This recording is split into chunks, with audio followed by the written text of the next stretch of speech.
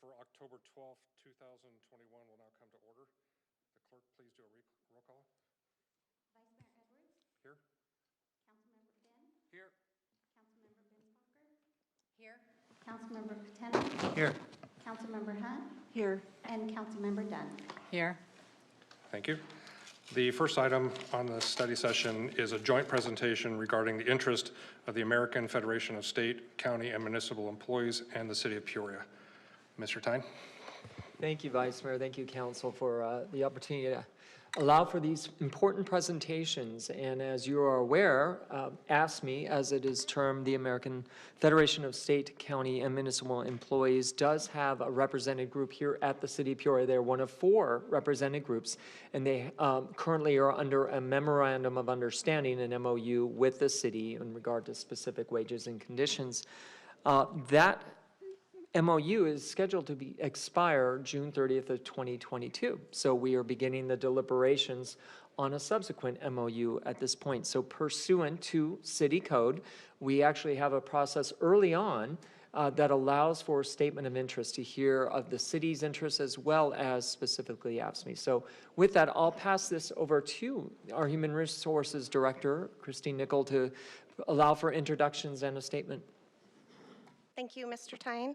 Good evening, members of the council. It's a pleasure to be before you this evening to provide a formal kickoff to the AFSCME meet and confer process. Joining me this evening to my right from AFSCME is Eric McMurrow, Vice President, Josh Capilla, Chief Steward, and Gilbert Hernandez, Steward. Excuse me. The presentation this evening will comprise of 3 parts. To begin, a brief overview of the bargaining process, followed by a staff presentation and a summary of the City Council's interests along with next steps, and finally a presentation by AFSCME of their interests in the process. As Jeff mentioned, the City of Peoria has 4 labor groups, and those labor groups represent approximately 800 City of Peoria positions across the organization. This evening, as Jeff mentioned, we're here to talk with AFSCME. AFSCME represents approximately 447 positions, and as Jeff mentioned, their MOU is scheduled to expire at the end of the fiscal year, June 30th, 2022. The City of Peoria, through designation in Chapter 6 of the City Code, meets and confers with labor groups related to wages, hours, and working conditions. The meet and confer roles of the City Council and staff are outlined in City Code. In a nutshell, City Council provides guidance and directions to staff negotiators while keeping in mind the overreaching priorities of the entire organization.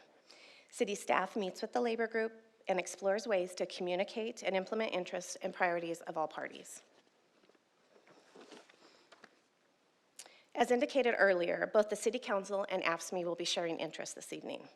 In discussion with City Council in preparation for negotiations, we had great conversation about the importance of openness and transparency throughout the process. We heard from City Council that respect and dignity should play a key role in the process, especially as we collaborate and work together to develop creative solutions.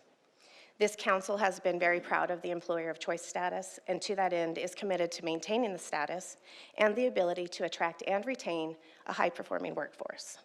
The City Council is interested in a multi-year agreement and recognizes that compensation is a very large and complex part of the discussion, requiring data-driven decisions.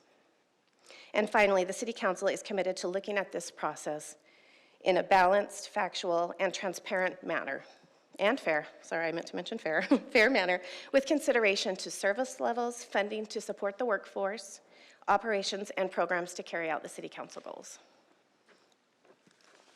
As far as next steps go, they're outlined in the City Code, and it begins after this presentation to you this evening with formal negotiations.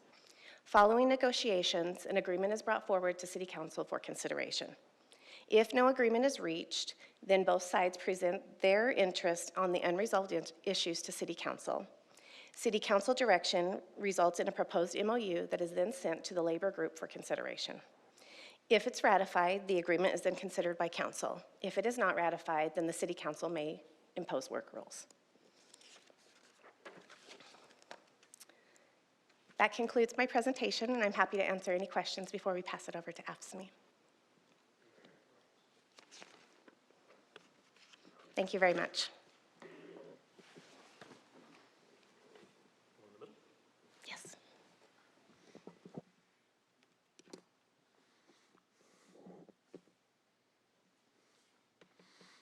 Good afternoon, Vice Mayor and Council. I'd like to thank you for meeting with us this afternoon. And I'd like to start with representation.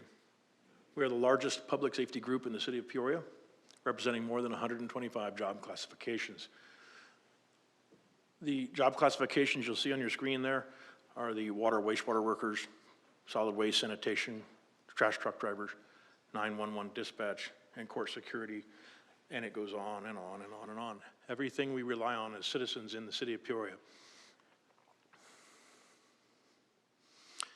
Our strategic focus tonight is to be the employer of choice.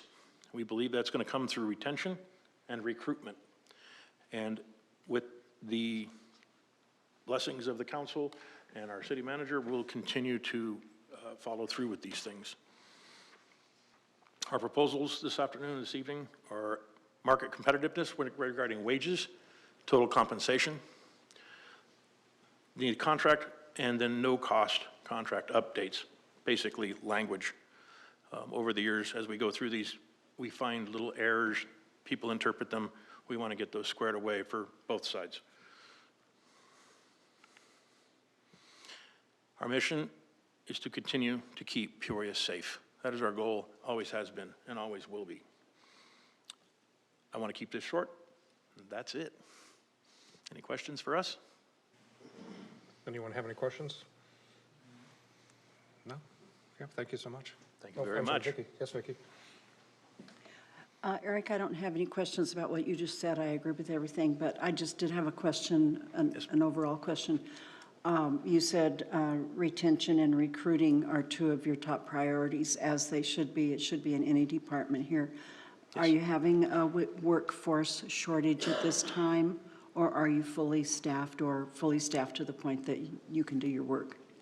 I would refer that to the city manager, as I am not familiar with all of the groups. I can hear things here and there through our groups, and there are some areas that need attention. But Jeff Tyne can very clearly speak on that. I know of a few, I know such as dispatch, we're short a little bit there. There's a couple other areas, but that's about it. Okay. And Mr. Tyne, I don't have to have that answer now, if you don't have it or know it off the top of your head. No, I think it's an important question, and Mr. McMorrow framed it very well, which is this is absolutely a national phenomenon that will resonate even locally. And that said, we are fortunate that our Human Resources Department actually gives us a listing out, a breakout of all of the different vacancies in different areas. One of the discussion points that we had in a recent study session with police and law enforcement, you may recall that we had talked about that we are seeing this in very key areas. One of those that we always keep an eye on is including our police officers, and as a result, we are recommending in that area, as well as some other essential services, different types of incentives that we can have for folks to become members of the city of Peoria. That said, at this point, there's a couple pinch points, as we had mentioned. We do see it in some areas, including our development services area, because given the importance of trades in the industry, and then also the need for all of these different jurisdictions to have qualified folks, that's another area that we are looking and exploring at how we can really try to optimize our resources to bring in the best employees. So more to come on that, and I can give a breakout of it later, but thank you, Eric. That's exactly correct. Development services, that's my specific work group. And we've had a couple of losses, but we're a very experienced group, and we're all stepping up and making sure it's done and done properly for our citizens. So, and dispatch, we really need an aggressive hunt to find qualified people to make sure our 911 is staffed. We don't want the problems that other cities are having with voicemail, hold. That's not something I want to pick up my phone when there's something wrong, and I don't want to see that here. And so I'd like to see that better. So other than that, we're doing pretty good. Well, thank you. Thank you. Thank you. Jeff, you mentioned incentives, for hiring.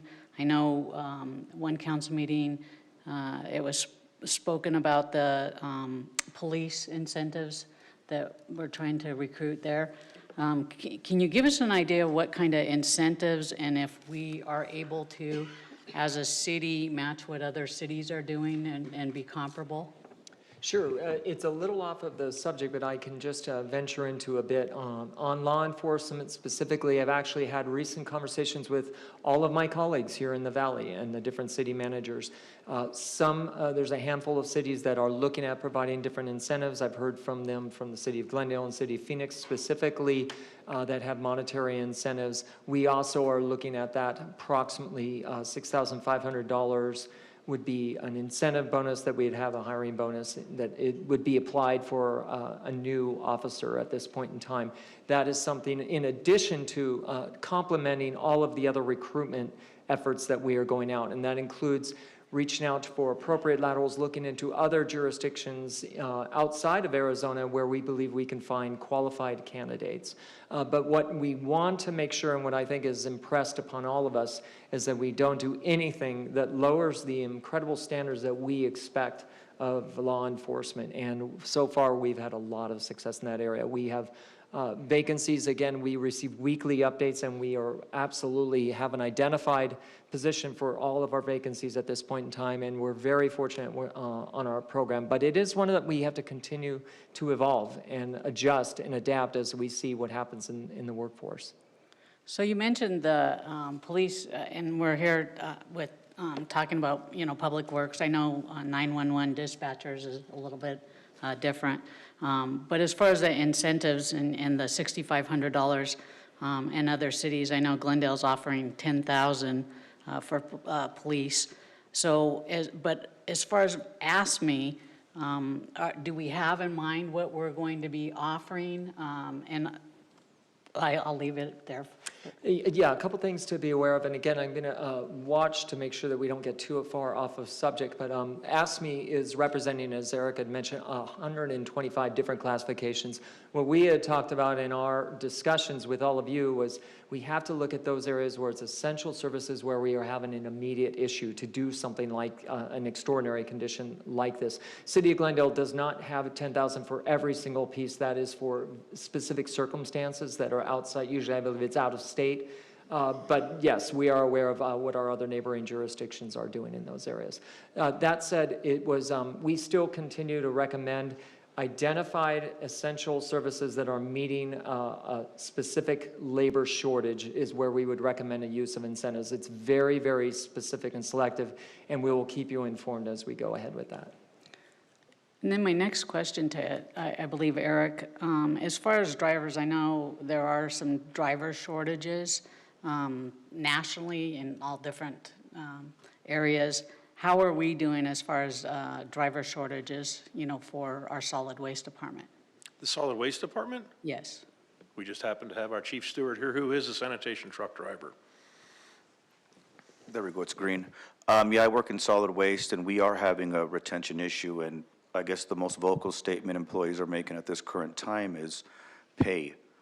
They're looking for an escalation of pay, some type of incentive. So we're having a retention problem there where people are coming in, and other cities are coming in offering $2, $3 more an hour, and they're just immediately leaving.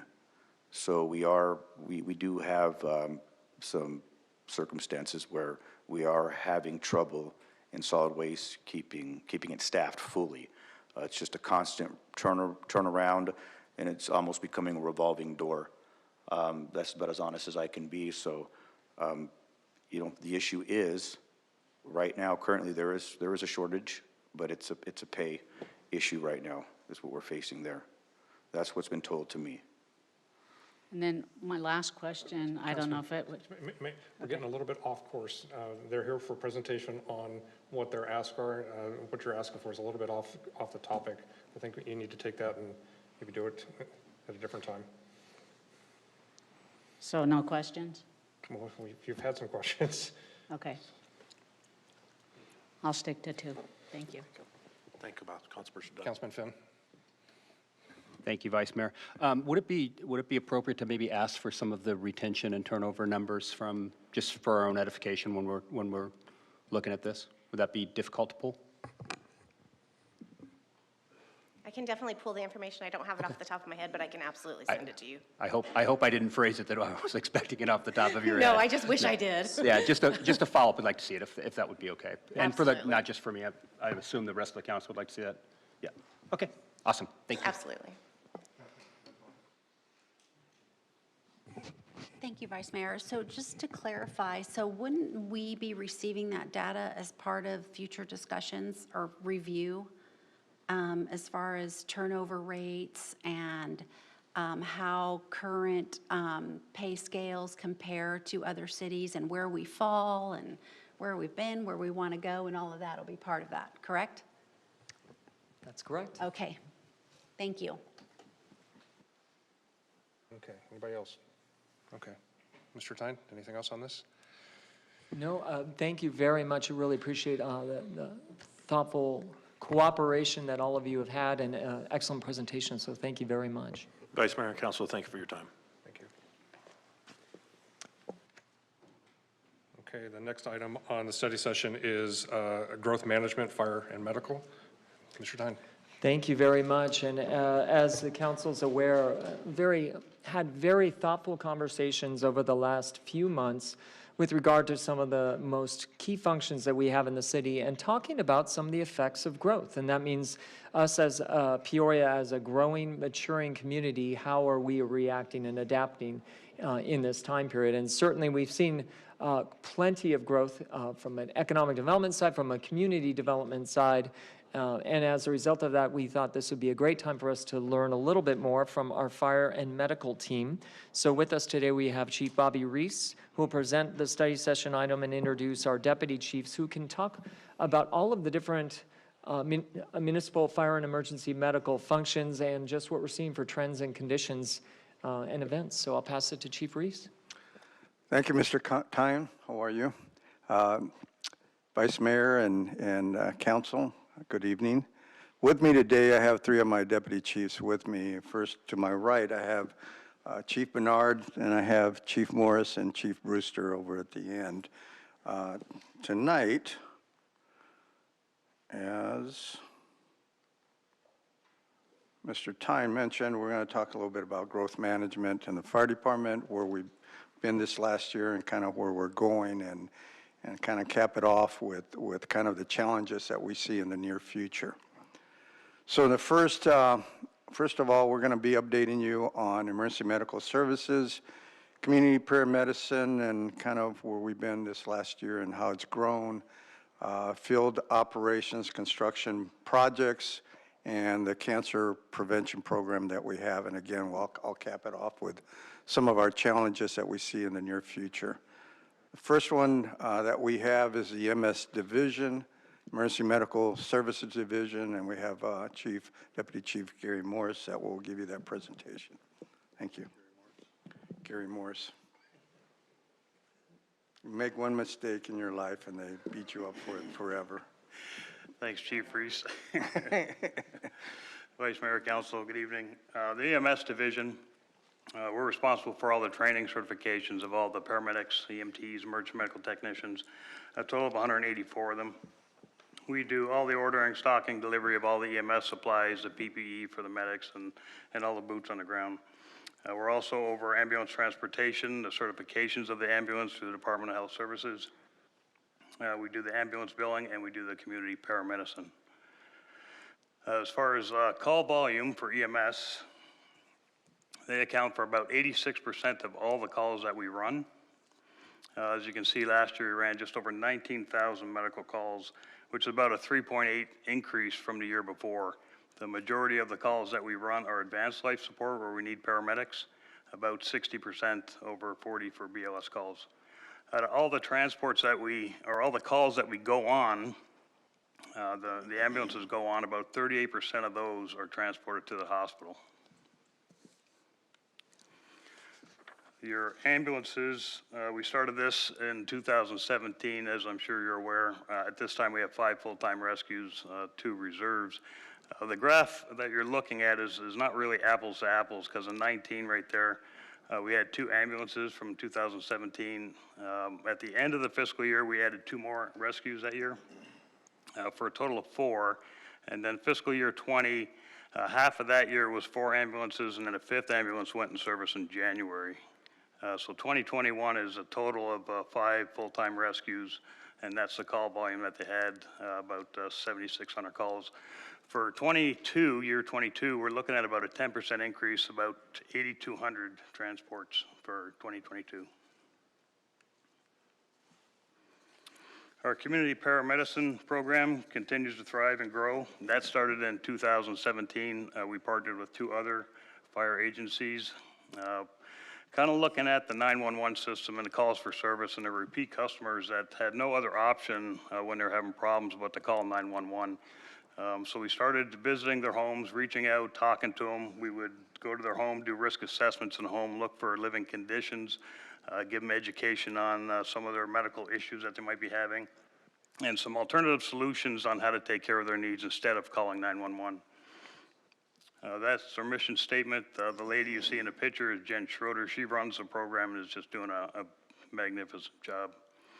So far this year, we've had 157 referrals.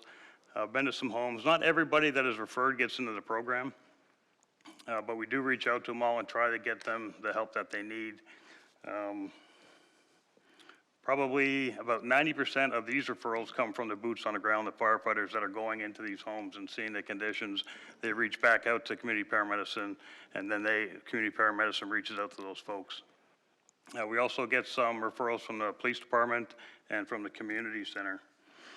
We still track 911 calls for service, so the folks that call more than 3 times a month or more than 10 times a year, they get on the radar for us also, and we reach out to those folks to see if we can help with some alternative solutions.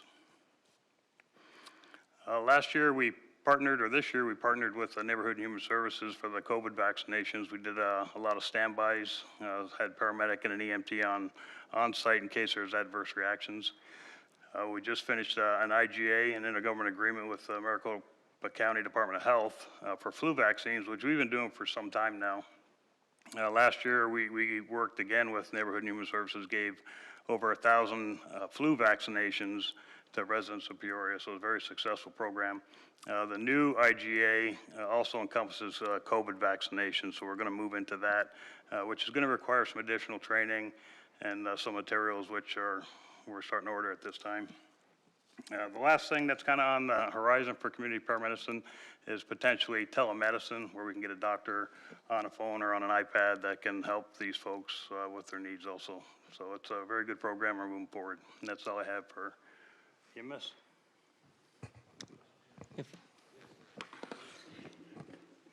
Thank you, Vice Mayor. A quick question.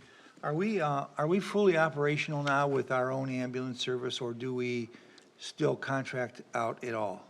We still have a contract with AMR. They have 2 ambulances that provide additional service to Peoria. They're stationed right around Thunderbird and 83rd Avenue. Okay, thank you. You're welcome. If I may, Councilman, I think that's a very important point is for the members of the audience, it's important to recognize that this council invested in a higher level of service in our ambulance service here in the city of Peoria. And that was done a few years ago. And it was a ramp up that we were looking to undertake that.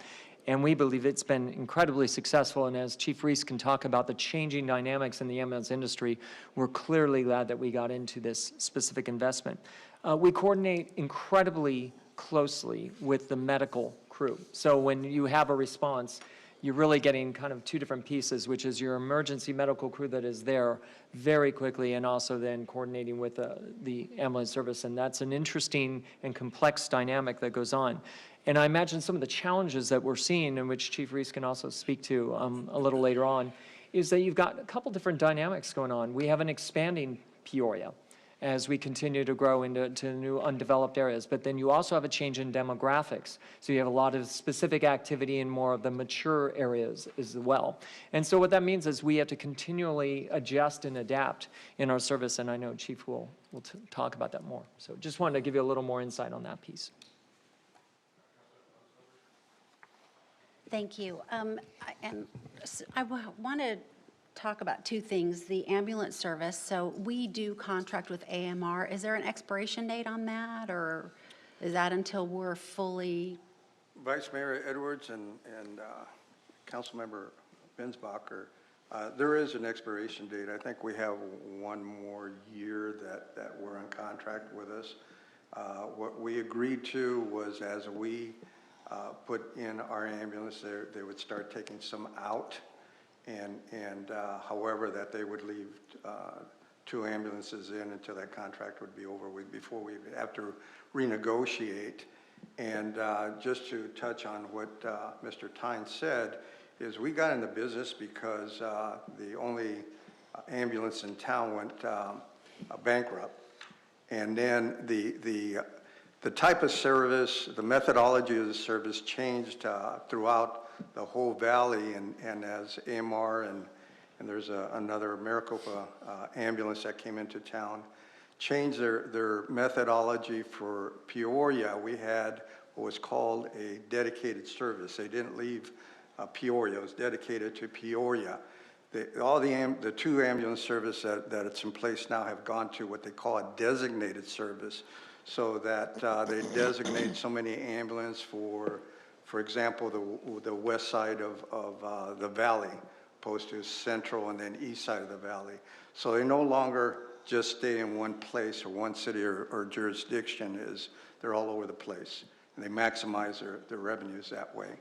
And so the part of the agreement was that they would stay within the central part of Peoria, because there's no money to be made up north, to be honest with you. Okay, so that expires in a year. So I think, and in my district where so much development is coming, I've received input from some of the constituents about the concern of not being prepared for the growth or staying ahead of the growth. And obviously it takes time. It took us time to get to where we are with 5 ambulances. And so I would definitely like to request that we start to move that direction to prepare for next year, for the next budget cycle.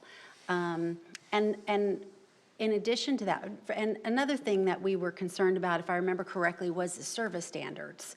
And when people, doesn't matter what department they're from, when an engine shows up, an engine shows up, when a rescue shows up, a rescue shows up, the citizens aren't really looking at the logo on the truck, and so we have to be very sensitive to the service standards that are being provided. And so the idea of bringing in our own in-house ambulance service, I think, really elevated that and gave us an opportunity to bring them into our culture to meet our service standards and represent Peoria. But there's still, there's the automatic aid system, and then there's the ambulance system and how they service calls. And that's an education process, one that I need to be reminded of as a council member to be able to speak to it, but that the public needs to understand how that works as well. But what I want to make sure that we're not in a situation where that growth is coming fast and furious and we're not ready for it, or to get to a point where our contract with AMR has expired, we're not far enough along in the process to be able to bring on that 6th, that would be a 6th ambulance, correct? And then, of course, what happens, to a rescue housed in the north can affect how we service the other parts of the city, depending on the timing of what's happening. And so obviously, the perfect storm, there's going to be challenges, but on the day-to-day, I think we need to just start moving that direction to prepare and stay ahead of that growth and plan on bringing in that 6th ambulance. And that means additional dollars being applied to that. On the community paramedicine thing too, I want to say, probably 4 years ago, or maybe longer, I don't know, time flies when we're having so much fun. I had an opportunity to ride with, I can't even remember, I think it was on Union Hills, the Union Hills Fire Station, and the community paramedicine low acuity vehicle, spent, half a day with the crew there, and I'm a big believer in that program, and having spent time on the Human Services Committee with MAG and looking at what other cities have done, it was really important to me that we maintain that program. And I know that there's been different sources of revenue, grants, and that kind of thing to keep it going. But again, I feel like that is a very cost-effective program because of just the proactive nature of it and being able to manage some of that 911 activity and get ahead of that basic life support need.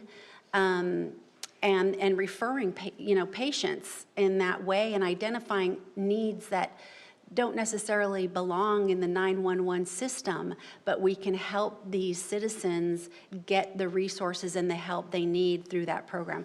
I do not want to get into a situation where we're not able to provide that service because, again, we haven't planned ahead.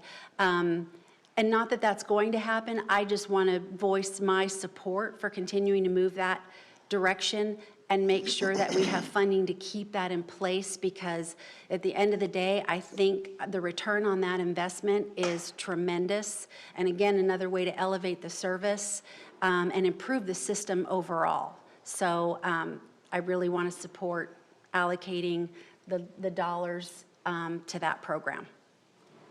Vice Mayor Edwards and Councilmember Brinsbacher, I think you hit it on the head very well. It is an emergency medical prevention program. We're trying to eliminate or reduce some of the 911 calls that we can reduce by just educating people as to the resources that are out there to get medications, to get special equipment, and at the same time while we're there, we look at around the homes to see where there's trip problems and to prevent all of that. We look at smoke detectors to prevent, kind of a holistic approach while we're there to try to prevent the 911 system from being utilized if we can prevent an injury.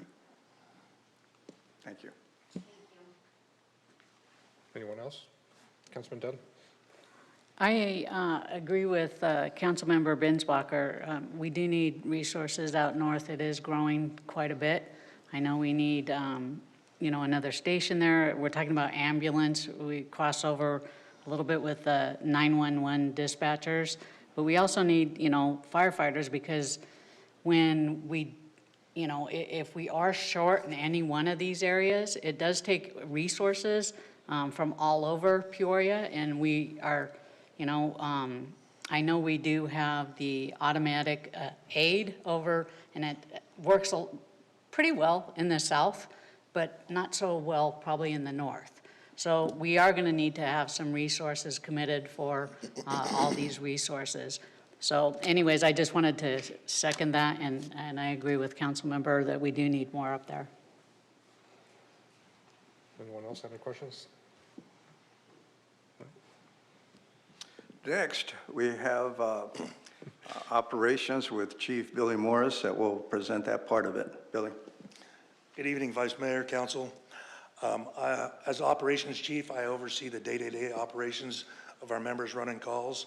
I oversee the training, local and valley-wide, for the whole fire department. I oversee our Special Ops Division, which includes hazmat, technical rescue, rescue swimmer, TLOs, and the wildland response. And with that, the City of Peoria, obviously, we have 8 fire stations, 8 engine companies, 2 ladder companies, 2 battalion chiefs, 5 rescues, and 184 line personnel. Kind of like Chief Bernard's graphs that he had before, this includes all the total of calls, not just the medical calls in the city. And if you look, the difference between my graphs and his, I went for fiscal year, which is June 30th, or July 1st to June 30th, rather than the calendar year. And we're on average going up about 1,000 calls a year, or 5%. This next slide, we break it down where Chief Bernard talked about ALS being more than BLS calls. If you look, about 10% of our calls are fire calls, 4 to 5% are miscellaneous, and then we have our special operations, which the interesting thing with that is our special operations calls are going up about 15% a year, as opposed to the other calls are going up about 5% a year.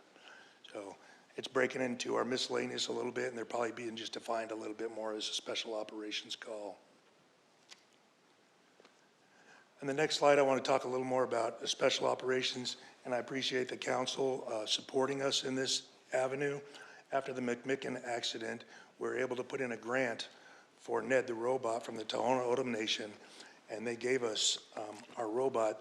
It has 5 cameras on it, it has remote monitoring, so we can send that into harm's way and keep our firefighters safe back at a distance.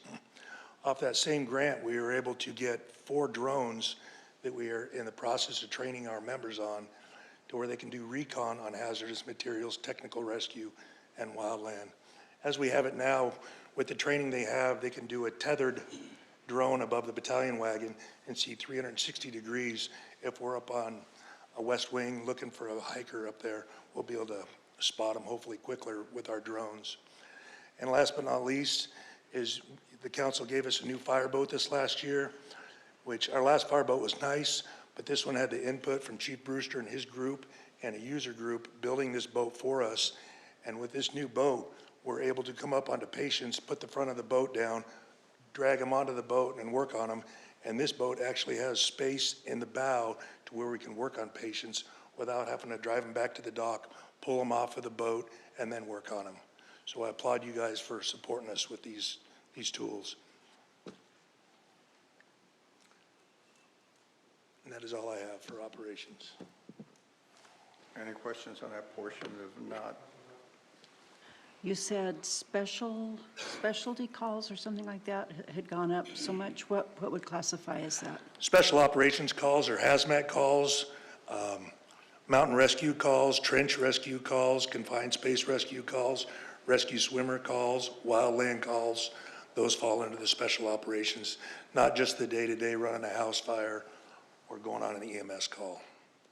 Wow, it sounds like there's been a lot of those. One thing that's really unique about Peoria that I forgot to mention is we are one of only a few fire departments in the whole valley that has a complete all-hazard team. We can respond to any hazard anywhere in the valley, and with Ned the robot on our hazmat truck, they are a deployable resource throughout the whole valley, and they are the first and only one that's dedicated to the fire department for those responses.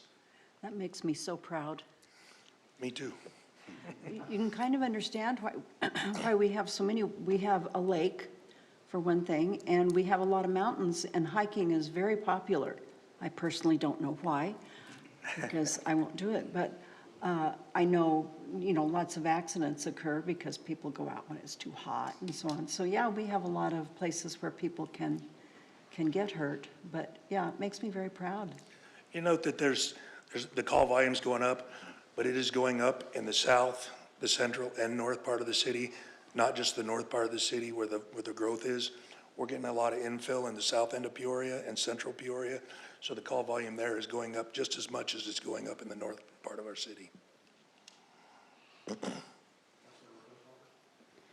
Thank you.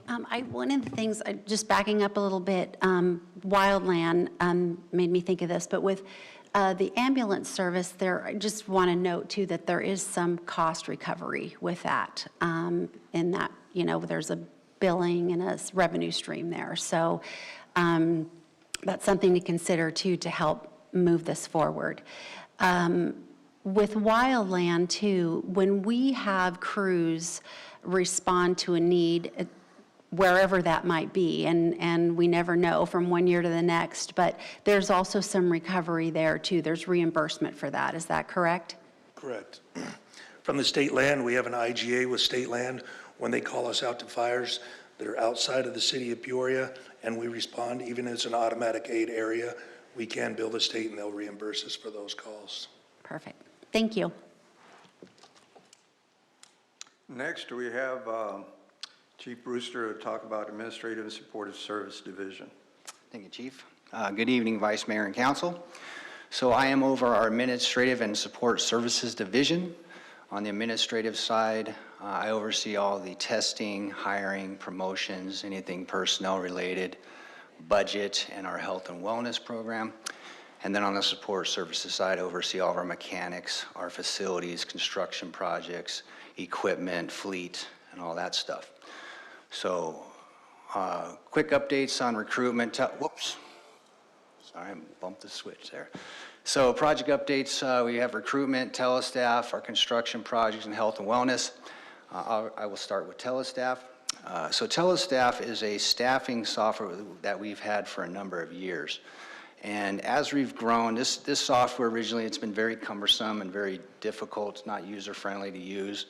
And so with the growth of our organization and add more personnel and equipment, it's taking longer for our battalion chief down south to do the staffing. So we got with our IT department and recently did an upgrade, which has been proven very successful. It's streamlined the process and it's much more efficient now. So we give a shout out to them for a seamless transition for that. And then on the recruitment side of things, we're happy to report that we started our firefighter recruitment October 1st for a January test date. And so the month of October, we're doing something a little different this year. As we're growing and expanding, we want to try to capture more of an audience. So our public information officer, Mark Barbie, and our life safety coordinator, Kyle Lane, have been working on a series of videos to kind of highlight what we do here at Peoria. And they've got a series of 8 videos that are about a minute long that show what we do, showcase it to try to capture that audience. Typically, we get about a little over 300 applicants, and this year we're shooting for hopefully around 500 or more. So with that, I'll play you a quick video clip to give you a little sample there.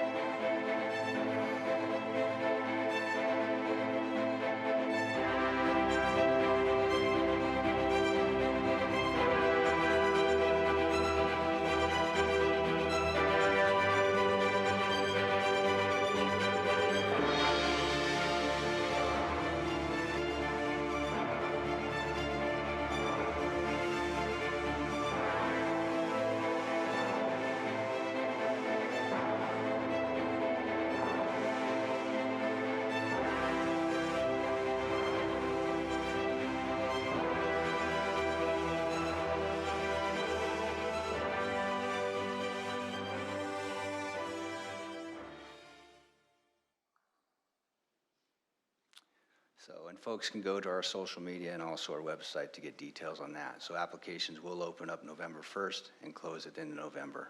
We'll process everything in December, and then the testing will be the first part of January.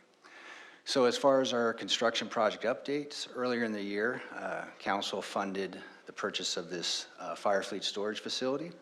If you recall, to basically get our reserve fleet out of the elements. As you can see there at the bottom, that's a part of our reserve fleet.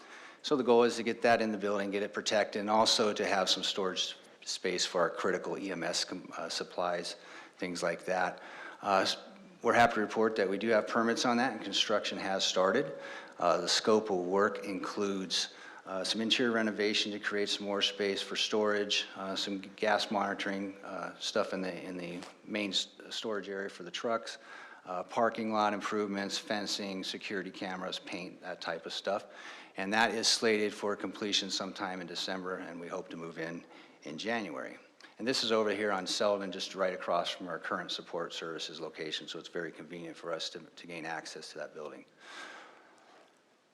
Station 192, which is, this was built back in 2004. This is up at 89th Avenue in Union Hills. And basically this station, we needed to expand it because of the low acuity unit that we added and the additional personnel. So we didn't have any apparatus-based storage space or enough bedrooms. So you can see here on the right, the top right picture, that's just when construction started. And you can see the app bay there on the right. The picture to the left is a finished product, shows the low acuity unit there in its home at that app bay. And then that large door you see there is the bottom picture, which is our weight room. So the scope included in this project, we added additional weight room, a bigger one than the one that was existing. We added the apparatus bay, we added 4 additional bedrooms, a bathroom, some turnout storage. We remodeled the kitchen and reconfigured it to give it more space to house additional crew. And then we also renovated the existing weight room and created a crew office out of that to give us some more space. That project finished a few months back, and it's up and running, and the crews are very happy with it, and it came out pretty nice. Station 4, down at 97th and Olive. This station here, again, this was built in 2000, And what we're finding is we're getting about 18 to 20 years out of our stations before we need to do an interior renovation and kind of bring things up to current standards. You can see on the right, that picture there, that's the existing, or the old kitchen. You can see the cabinetry there is kind of worn. And so on the left, that's the finished project, or product. This scope included the complete kitchen renovation, interior paint. We did shower surrounds and also millwork inside the station. And so we completed that project a few months back. Now, Station 5, this is up north. This is on Lake Pleasant Parkway, just south of Pinnacle Peak. That's the front of the station there on the left, and the picture on the right is the south side of the station.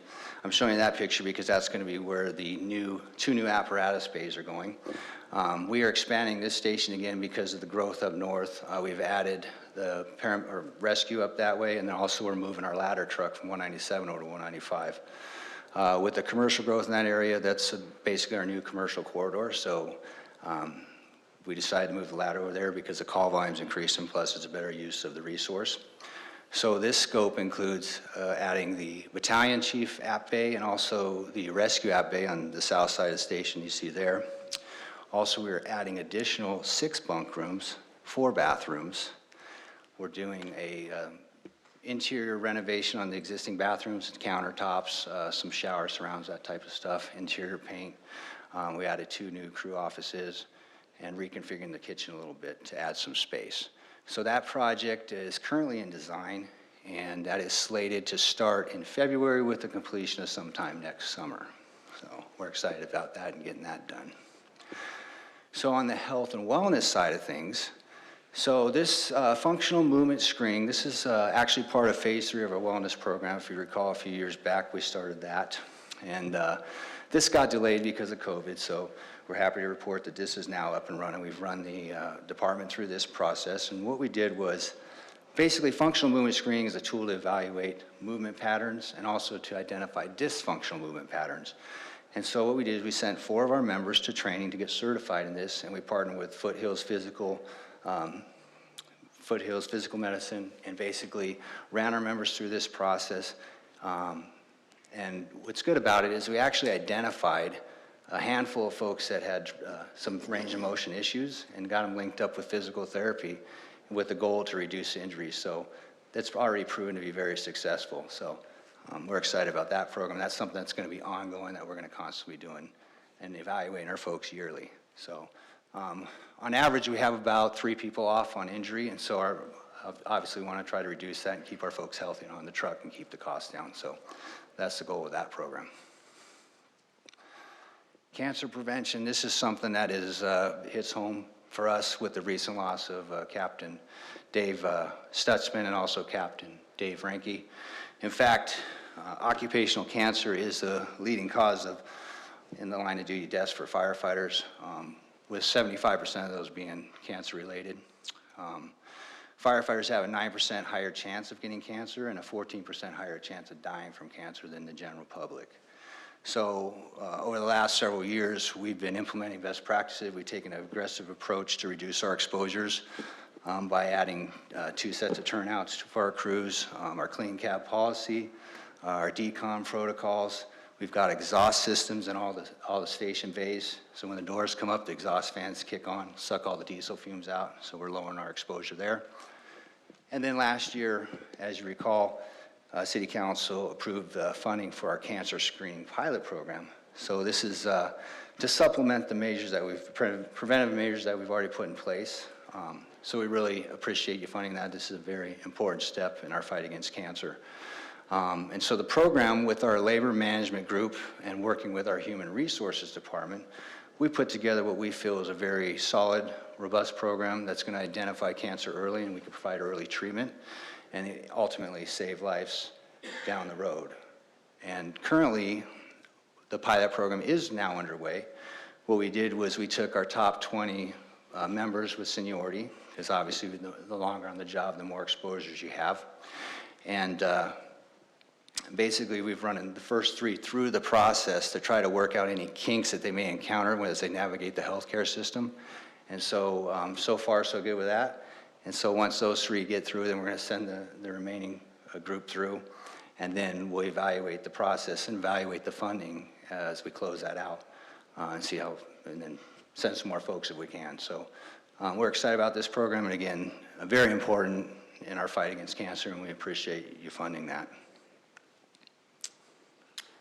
So some of the growth impacts and challenges that we have in the near future is, and we discussed the ambulance a little bit, and the overtime is we're looking right now and evaluating what we can do as far as transferring or converting some overtime into some FTEs that we would use as rovers. So that would reduce certainly the overtime, but also reduce the amount of force hires that we do every day, and with that, reduce burnout, and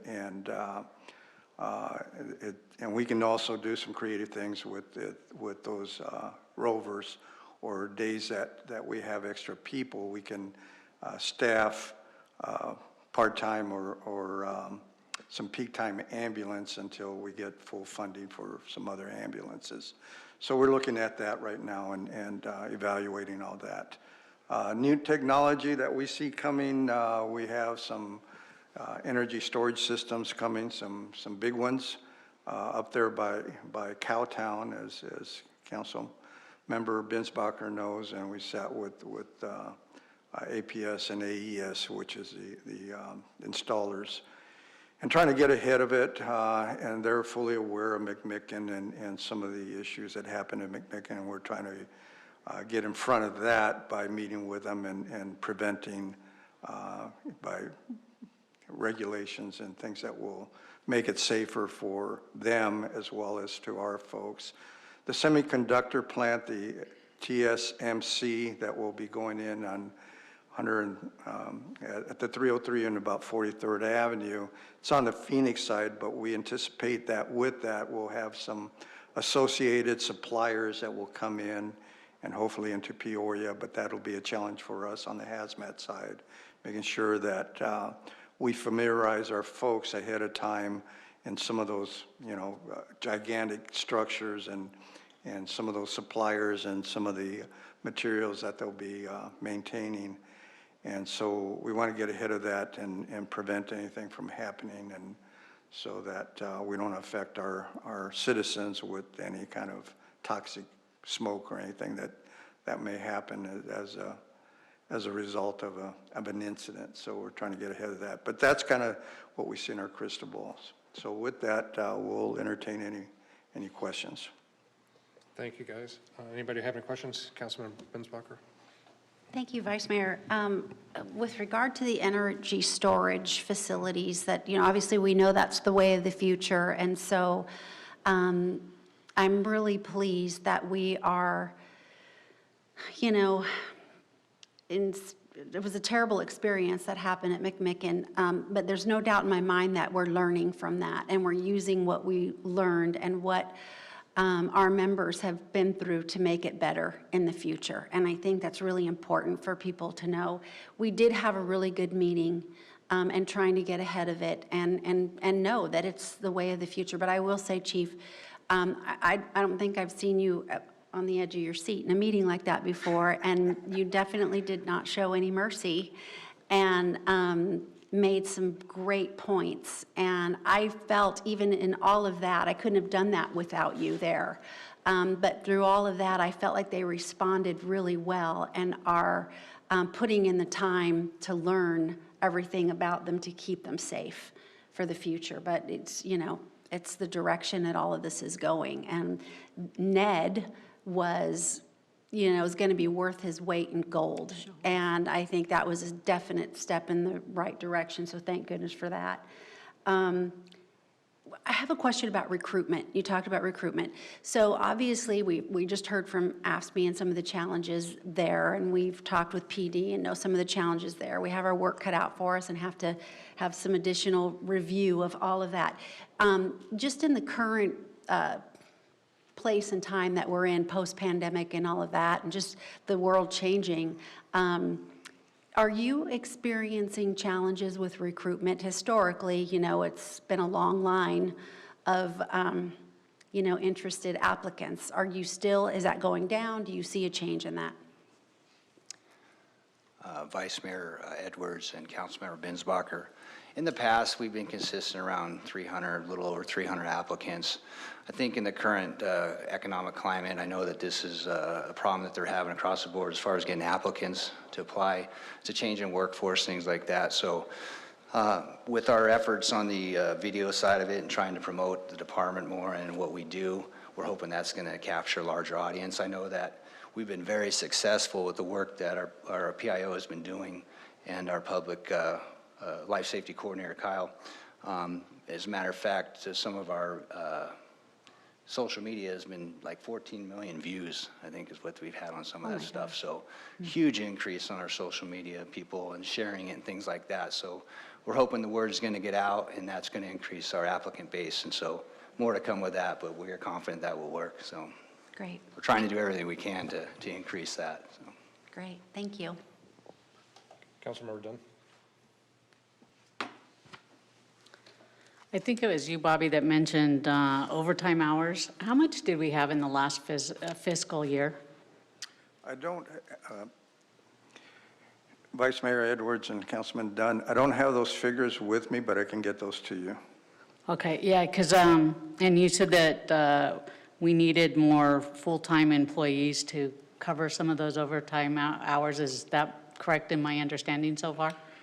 What we're looking at is as overtime has gone up and is transferring some of those funds for full-time, and we think that'll reduce some of the overtime. And then again, it will benefit us on the other end where we don't have to hire back as much or force hire back as much, and that will take care of that issue. Thank you. Yeah, if I could get those numbers, I'd be appreciated. Councilmember Hunt. Rob, back to the, I'm impressed that you have the screening for cancer and for motion. What about PTSD? Do you guys screen regularly to help the folks who can't unsee what they've seen? Yes, so Vice Mayor Edwards, Councilmember Hunt. So we do have a pretty robust wellness program in place. We have outside the regular EAP process that the city provides, we have specialized counselors in a contract with a mental health provider, Crisis Preparation Recovery. We're under contract with those folks, and they have 24-hour access to counselors that specialize in what we do. And so we encourage our folks to reach out, like I said, 24 hours a day, 7 days a week. They can reach out, get help immediately to help deal with some of that stuff that we're seeing, especially PTSD and other issues as related. Is it voluntary, though? Do they have to seek it, or sometimes do you mention it to someone that? It is not mandatory. It's voluntary at this time. And what we've done is we've tried to provide as many resources as we can to our folks so that they have options, and through breaking down the stigma over time, because it's always been a stigma in the fire service to seek help as, you know, you're kind of, you know, labeled as weak, or, you know, you should find another job. But we know that this is the stuff that firefighters encounter and see is not normal for humans to see, and some folks do fine with it, other folks do not, and it's okay to seek help, and we encourage that. Our goal is to keep our folks healthy, get them the help they need, and get them back on the truck, and so they have a long, healthy career. And the program has actually proven to be very successful. And you know, I'm proud to say that I've had a handful of members come up to me personally and say it's been a success, and they're very happy that we have this program in place. And so that makes you feel good at the end of the day. It's working. So It's really wonderful to hear. I'm really glad. Thanks. Vice Mayor Edwards and Councilmember Hunt, but back to your question is, if we see an issue and a member is having problems and it's being identified by other members, we will very strongly suggest to them that they get help. We'll put our arm around them and kind of guide them, because a lot of times they don't identify them themselves, and coming from another person or another member is they'll get help. That's good. Anyone else have any questions? Okay, well, thank you guys so much for Thank the you very much. information. Mr. Tyne. Great, thank you.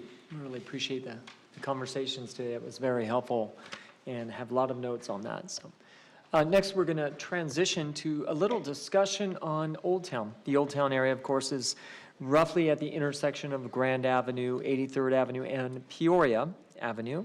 And as we're all aware, we've had a goal for quite a bit of time to create an accessible, inviting urban center, really to create a unique sense of place and experience. And we think we've been very successful in that area. Of course, a lot of that strategy has been focusing on the build-up of restaurants, of retail and special events, all the types of things that really get hurt during a global pandemic. And as a result of that, what we've seen is really kind of a slowdown in all of our activities that we were, and our investments that we had had in the Old Town area. But now we are looking to ratchet that back up, and we wanted to provide you an overview from a couple different perspectives of what is happening in the Old Town area. And so to provide that information, I'll pass it over to our Deputy City Manager, Eric Strunk.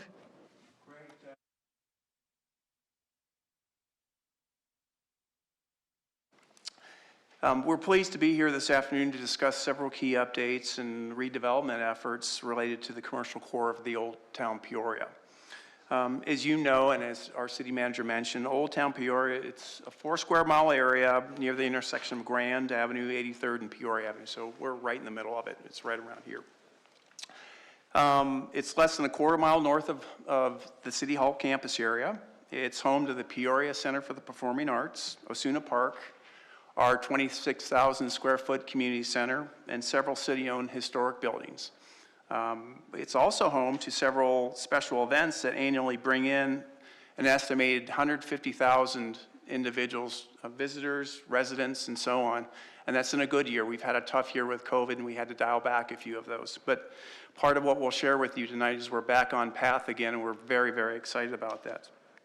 Although the past year of the pandemic did result in a temporary pause to some of these special events, please be assured that it's not deterred the city from its objective of working to create even more accessible and an inviting urban center to our residents and those who visit this part of Peoria.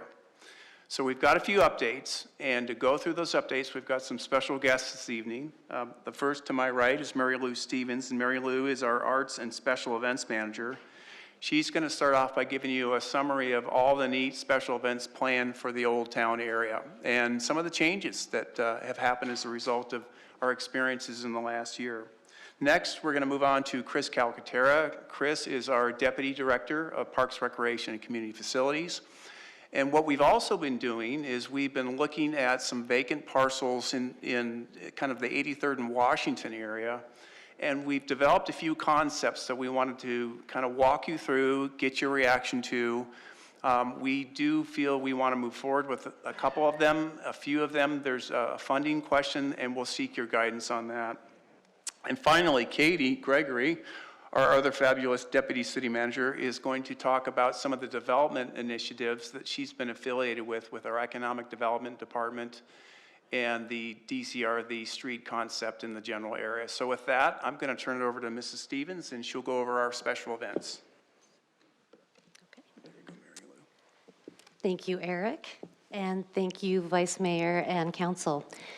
We have a tradition in Peoria of engaging with our residents and visitors through various means, including our well-known community events. We have also identified Old Town not only for its historical significance to the city, but also as an important and strategic location for development and placemaking. I'm sure you recognize the events listed on the slide before you. I'd like to give you a brief overview of these events and how each creates a unique attraction to Old Town. The last Saturday in September, we celebrated Hispanic Heritage Month with our cultural event, Somos Peoria. We Are Peoria, as it translates, showcases the food, music, dance, and festivities that has created the most celebrated Hispanic heritage event in the Valley, drawing thousands of patrons each year from across the state. Second Saturdays started as a way to create a place for our local musicians, artists, artisans, and small businesses to flourish. Each month, October to May, we are bringing together the best Peoria has to offer and highlight a different theme and activities to keep things fresh and interesting. This event continues to grow, and it was exciting to have the kickoff event on October 9th and see all the participants so happy to be back at it in person. They were really thrilled. The business owners in particular were just so excited the minute they got a sale, so that was pretty exciting to see. This first event also featured a little surprise. ASU Peoria Forward and our Economic Development Department reached out to us about a very successful group run by Latina business owners. The Mujeres Mercado, as the Mercado grew their space, they outgrew their space in downtown Phoenix, and we invited the group to come to Peoria. And so we asked them to participate with their event in Osuna Park in conjunction along with Second Saturdays. It was a very successful partnership, and we are thrilled that Peoria had the opportunity to play host to their event. Explore the Library, an old favorite of ours, will be in Osuna Park this coming Saturday. And since our main library is under construction, the librarians decided to take the fun outside with a fall-themed event, including a pumpkin patch and, of course, favorite stories. Creating these family-friendly, accessible activities in the heart of Old Town creates a sense of place and pride in the community. And, of course, we can't forget our yearly tradition, our Old Town Holiday Festival. This is our opportunity to welcome our residents and visitors to our beautifully decorated Osuna Park and the surrounding streets of Old Town to enjoy music, food, and local fare from a variety of vendors. We added elements last year during the pandemic shutdown that involved our entire business community throughout Peoria through our Jolly Holidays campaign with the Chamber of Commerce. The Chamber has already asked us to bring this campaign back to support local businesses during the holidays, so we'll be running that in conjunction with Old Town Holiday Festival. And of course, in the spring, we celebrate the tremendous arts programs and the students and their teachers throughout the Peoria Unified School District with the Peoria Arts and Cultural Festival. All the students in visual and performance art have the opportunity to be showcased in this day-long event throughout Old Town. This unique partnership between the city and the school district is a great way for families to enjoy many forms of art in one spectacular day of creativity. So these are the events that we put on in Old Town to bring a sense of community and belonging and a sense of pride. They're all very unique and different and bring something special to the location and to Peoria. And now, with that, what Chris Calcaterra will be sharing with you regarding mobile placemaking, we will also have the opportunity to have organic engagements in these spaces in between all of the big events to welcome people to Old Town on a regular basis. So with that, before I hand it over to Chris, if you have any questions for me, I'm happy to take those now.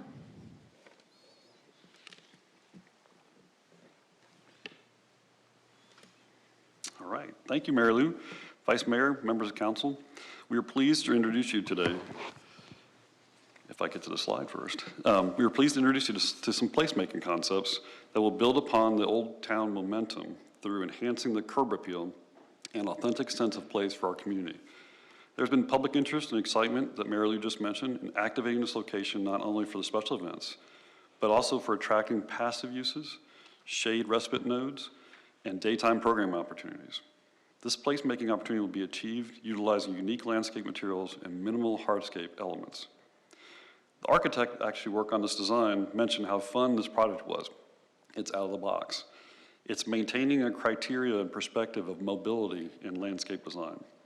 And I'd be remiss in saying that we had a very good cross-functional working team on this project as well that was involved from the very beginning. So let's jump in. You may be familiar with 9 city-owned parcels, lots in the Old Town, that comprise a little over an acre. The concept designs are to incorporate an inviting, versatile landscape into a mobile placemaking opportunity. Keyword mobile.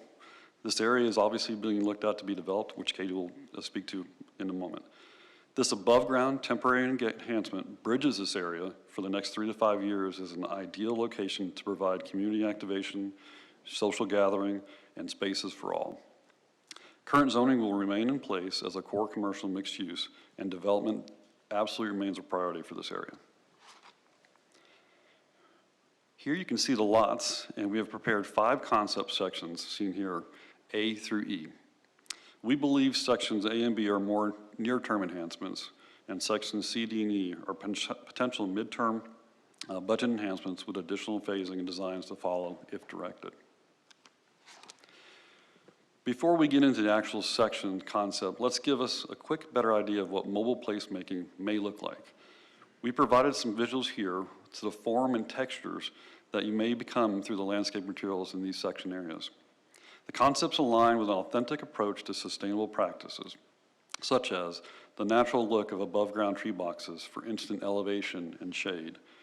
In order to get the shade, you have to have the elevation. So these are 48 and 60-inch box trees that you would see in the lots. Also applying the wood picnic cafe tables with umbrellas. So you have a mixed use of natural shade and structure shade. Natural benches, wood benches for activities using railroad ties, fencing posts. The integration of natural and man-made opportunities within an area, creating the experience for those users.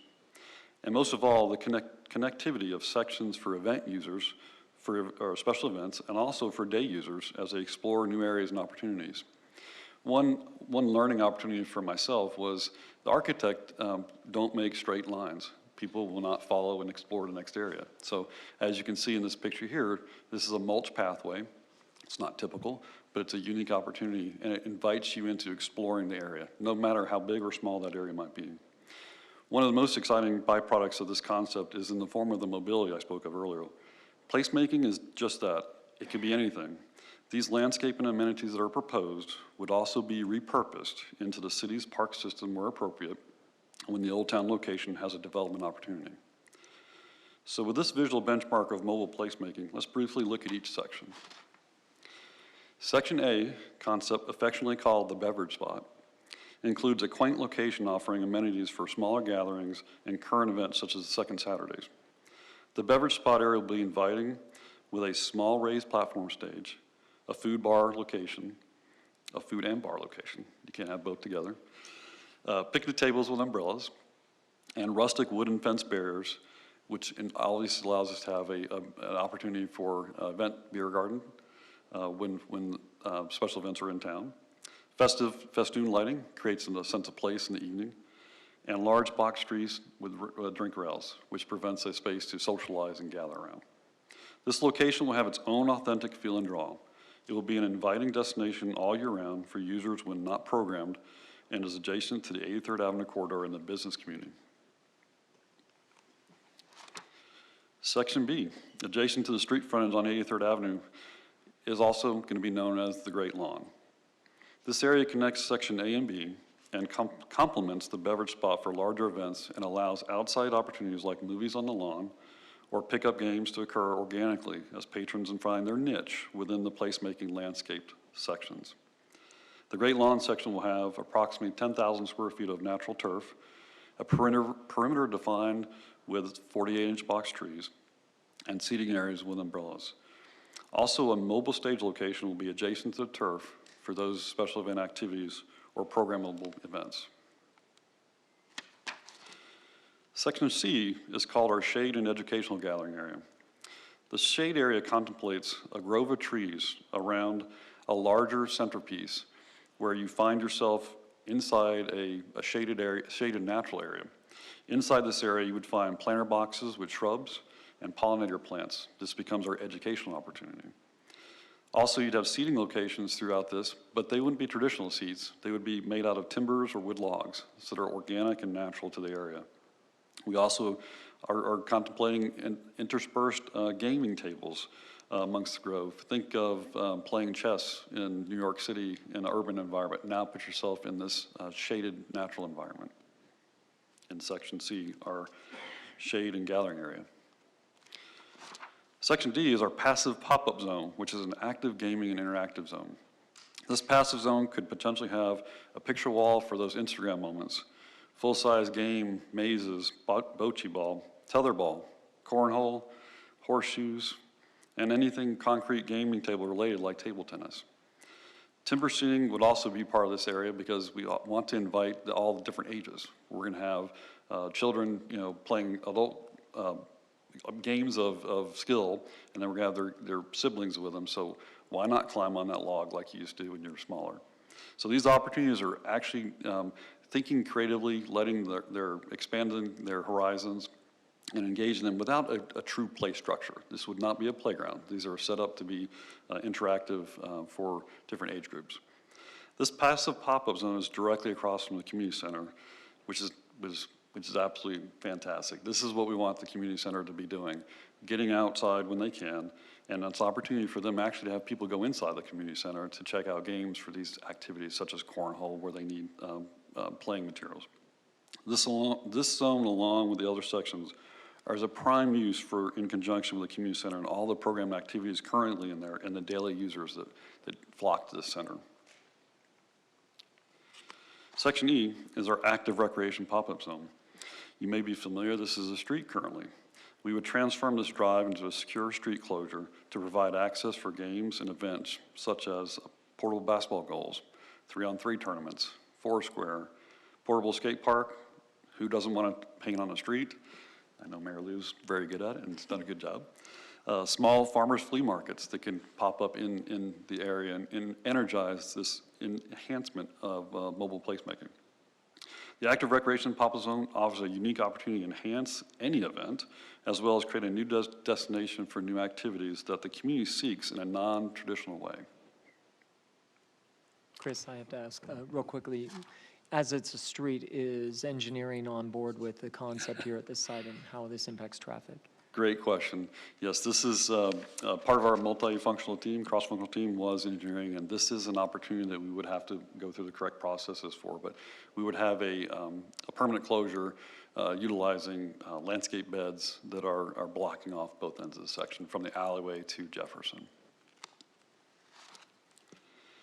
So mobile place recommendations, I've flown through them. They're fantastic on paper. What we really need to talk about is direction. The staff is recommending that from a near-term perspective that A and B sections with some additional infrastructure items can be completed and ready for use in the sections to create that curb appeal and frontage for 83rd Avenue. This total project estimate is approximately $260,000 and would utilize existing funds and take approximately 3 to 6 months to complete. You may also be interested in sections C, D, and E after this very stimulating conversation.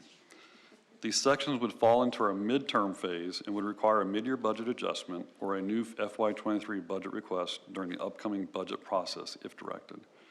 These sections will require additional engineering as well and refined pricing estimates based on our final design components and the complexities of those enhancements. At this point in time, I'll take any questions. Questions? Councilman Hunt? Wow. First, I want to back up.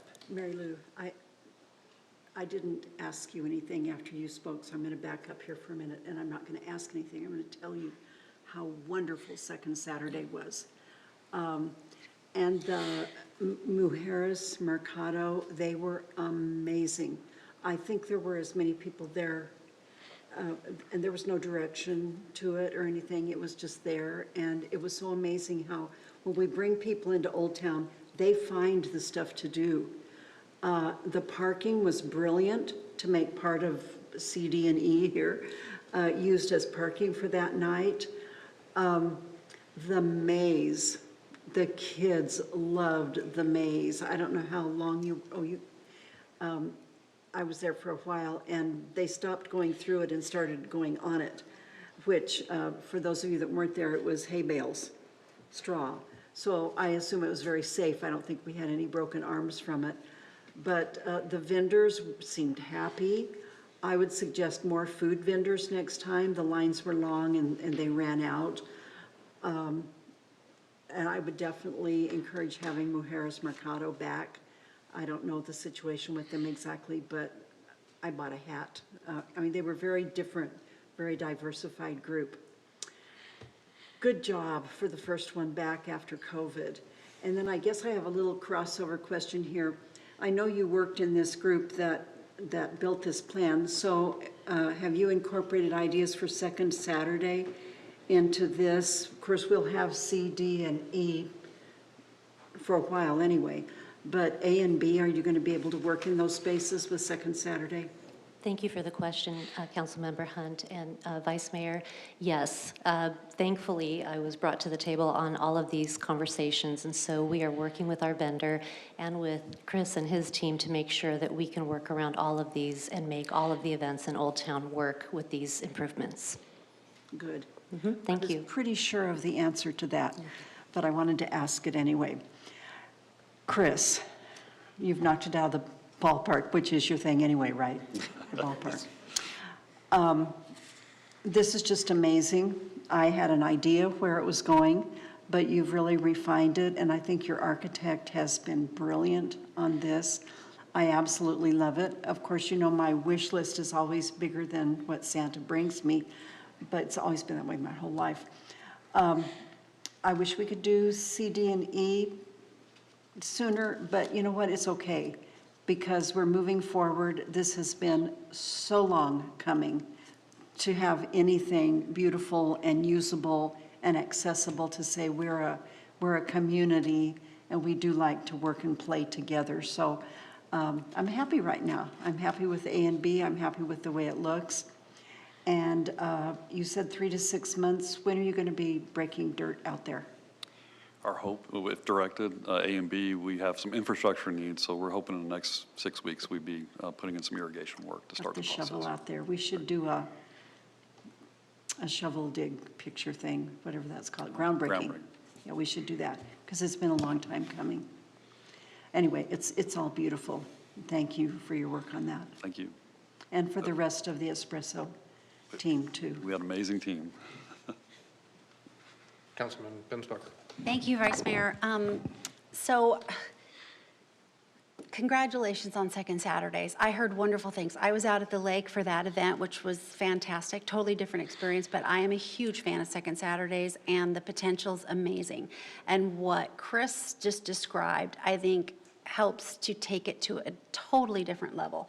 When you look at events like, you know, the holiday festival, and we have a tree, looking forward to that again, because we're actually lighting a tree, and the arts festival and the partnership with PUSD, and how all of this will enhance those experiences. And what I love about that is that it brings, especially when you, you know, include families and kids, it brings parents and grandparents from all over the city to the Old Town area, and really does activate this area with these types of events.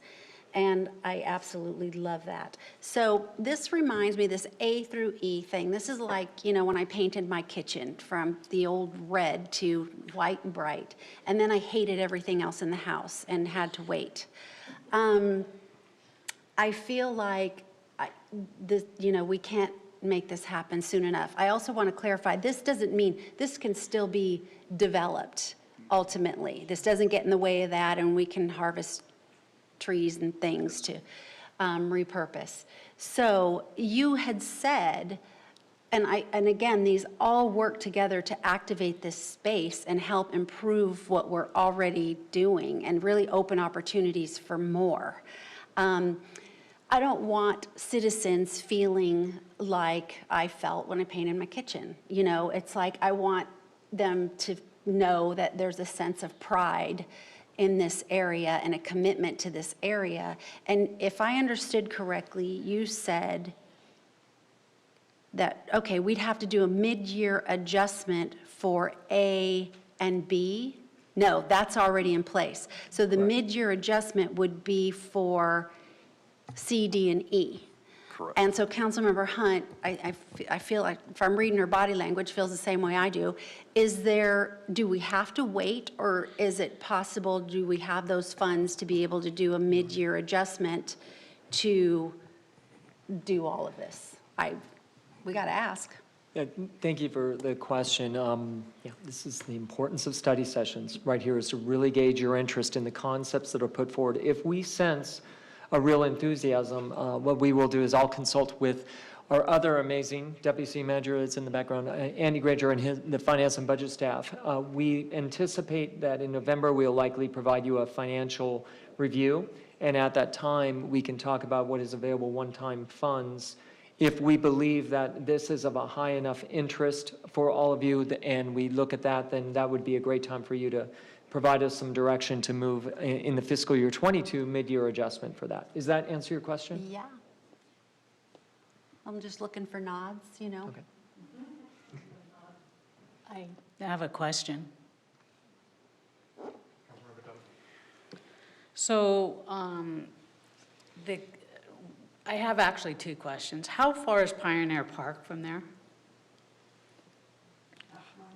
Vice Mayor Edwards, Councilmember Dunn, I would say by the crow flying, it's about 2 miles.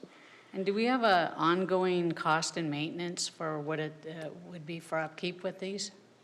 So a great question, actually. And we don't have it built in right now, but we do have a contractor that takes care of Old Town and City Hall, that this would be folded into that contract. We are currently, because we own the property, we are currently maintaining the property. So we don't see this as a big diversion from what we're already doing versus what we would be implying for the mobile placemaking. Could we sell the properties and get the amount of money to develop it economically to generate tax revenue rather than, do a park half a mile away from another park? And if I may, I apologize for an update. In a minute, we're going to have Katie Gregory speak to kind of our neighborhood, or our revitalization and economic development strategy and how it coincides with this concepts of placemaking. So she might be able to also answer that question. Yep, Vice Mayor, Councilmember Dunn, what we've shared with you, this is kind of a bridge. We envision redevelopment in that general area at some point, and Katie will kind of go over some things we're putting into place to help us get there. This is a visual aesthetic bridge to get us through the next 3, possibly 5 years. We're optimistic that it's sooner than 5 years, but the important thing is it's vacant, nothing's there. This may be a potential answer to aesthetically improving the area.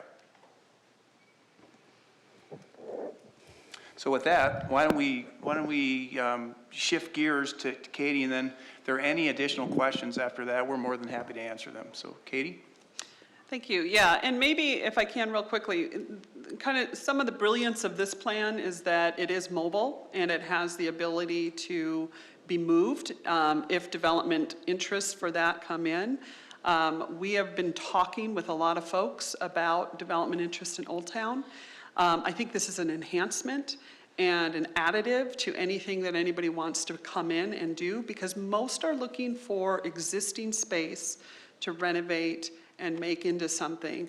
A few are looking at redevelopment, but that takes time, right? Redevelopment takes some time in terms of getting through the process of identifying what you're going to put there, going through the planning and review process, building out a site plan, building out construction documents, all of that. So this is a wonderful interim use, I think, that really helps with the marketability of Old Town from an economic development standpoint. So real quickly, does that help answer some of your questions? Because we are working on that very, very, very hard to try to get users in there that are going to generate economic return to the city. So that is the focus. Thank you. Yeah. So sort of as a continuation to some of this discussion, there are some updates on the redevelopment efforts that I'd like to share with the council, as well as some of the projects that the city is currently undertaking. So over the past 4 to 5 months, the Economic Development Business Attraction staff have proactively pursued a number of different tenants and development groups and folks that we have all identified as, wouldn't it be great if so-and-so was in Old Town? Wouldn't it be wonderful if we could go eat at so-and-so restaurant, right? Through a lot of their efforts, they're sharing the vision that the city has for Old Town, and they really are focusing on people who have a similar idea of how Old Town could be developed, and our various, not only our existing facilities, but also our various city-owned properties that we have in Old Town. And so far, just in this short time, in the last 4 months or so, we've received some very promising feedback. And let me be more specific about that. We have toured 5 different groups through our old school buildings, Napa Building, and Jailhouse. Of those groups, we have local entrepreneurs that are looking to either expand or grow their business within Old Town, some in the food and beverage and some in like more retail boutique.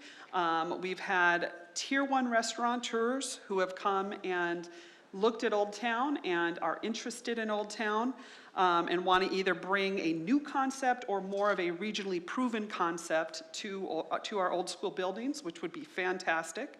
And we have experienced development partners who are looking to master plan Old Town. So we still have that concept out there. This is we can do one, we can do all. We can do pieces, we can do it organically, we can do, so there's a lot of opportunity, I think, in Old Town because timing of how quickly it takes to get through actually building something from the ground up versus going in and doing your more easier tenant improvements. And so those are the kinds of things that we have different groups looking at, and we've been very successful in working with that. Coupling that with a lot of the demographics that are in the area and the new residential that is coming in and around Old Town has really spurred even more interest in and created that demand factor that I think is creating a number of interests in Old Town. They were interested before, but now they're even seeing more activity. And due to that interest, staff has determined that we need to go out and solicit some proposals, because I think that we have enough people who have an interest that, and you don't always have that, right? We didn't have that before, now we have many who are interested, and we want to go out and solicit, do an RFP and solicit some proposals. It's a little different than maybe the way we've solicited in the past, where we've said, this is what we want, and give us your best proposal. Instead, this is a little more open of a proposal, because we want to really foster that creativity among the groups that are interested in being in Old Town, and do more of an open RFP. And an open RFP just means, here's a formal way for you to come to the city and provide a proposal that will discuss what your project is, and share with us what it is you're looking for from the city, and give us an opportunity to review and decide to go into further negotiations or discussions, or we can decide to not go forward if they are uses that or proposals that don't quite hit the mark for what we want in Old Town. But I think that that's the beauty of it right now, is that we have a number of interested parties. So we are in the process of finalizing that draft of that RFP, and we are hoping to have that draft out by the end of October. So that is the key for us right now. That's what we're working very closely on, because we have a few folks that are ready to submit. So we want to make sure that if that's the case, let's give them the best opportunity to do that. That's some of the market interests that we're seeing. Any questions on that? Okay, I'll talk a little bit about some current city projects that are going on. We are in the process of undertaking a couple of really important projects for Old Town. All of these things, I think, again, are going to help us move forward with any proposals that come in, or folks who are interested in Old Town. And it really will help prepare the city for new development investments. The first is a city building assessment that we're working on, and this is with the 4 old school buildings, the Napa building, and the jailhouse. Those are the city facilities that we have currently, that we're seeking a consultant that can provide a comprehensive building and code assessment on all of those, all the pieces of infrastructure, the mechanical systems, the electrical, the plumbing, all of those things, as well as look at ADA compliance and other code issues, the roof condition, the structural integrity of the buildings, all these things, and seek evaluations for the type of improvements that might be needed to support future food service tenants, like at our old school buildings, which is one of our targeted uses for those. And I think what's important there is this really sets us up to understand, what is it going to take to convert these buildings into the kind of uses that we're looking for, and what kind of investments are going to be needed, whether the city makes those investments or whether a future developer comes in and makes those investments. So this is important, and we are in the process of completing an RFP. We had a group that we were looking at going with. They weren't able to, just like everything that's going on in the development world right now, they're very busy and they just couldn't fit us in. So we're doing an RFP, a more formal RFP, and we think once we have a consultant in place, it'll take 8 to 10 weeks to get our results back. And that will also include any of the environmental assessments that need to go with the buildings as well. And the other important city project that's going on right now, and this one we just selected a firm and are in the process of getting the final scope and fee details put together, but this is the design concept report, which is really the first step in a 3-step project with what council has already approved, which was the Old Town Streetscape. This project means we're going to go in and we're going to look at the different streetscape theming, design, all of those types of things that is going to kind of put together the city public improvements that we may be interested in doing in the design and theming of those improvements for Old Town, so that we can prep basically the area for the other uses that might come in. It's the first step in my mind to enhance that attractiveness, right, of Old Town, and really kind of show that we're partners in this as well. We're as invested in Old Town as we want others to invest in Old Town. So we are looking at, the streetscape project will focus on developing placemaking, which we're already well ahead of that with our own placemaking efforts. How are they going to translate what we already create? Because I can guarantee you, once this is created, we're going to see people want to use the space, and that's going to become a space where people are going to want to gather. So how do we incorporate that into a future development? But what are some of the placemaking, streetscape theme? We want to address walkability, bikeability, and we want to allow for those public gathering spaces, but also assess the condition, capacity, and usability of all of our existing infrastructure. Do we need to increase our water line size? Do we need to, what are the intended uses, and what kind of infrastructure needs to be put in place?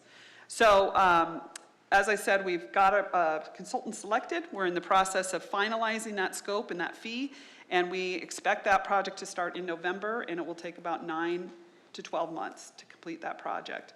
And that will move us into the design phase and then into ultimately the construction phase for the Old Town Streetscape.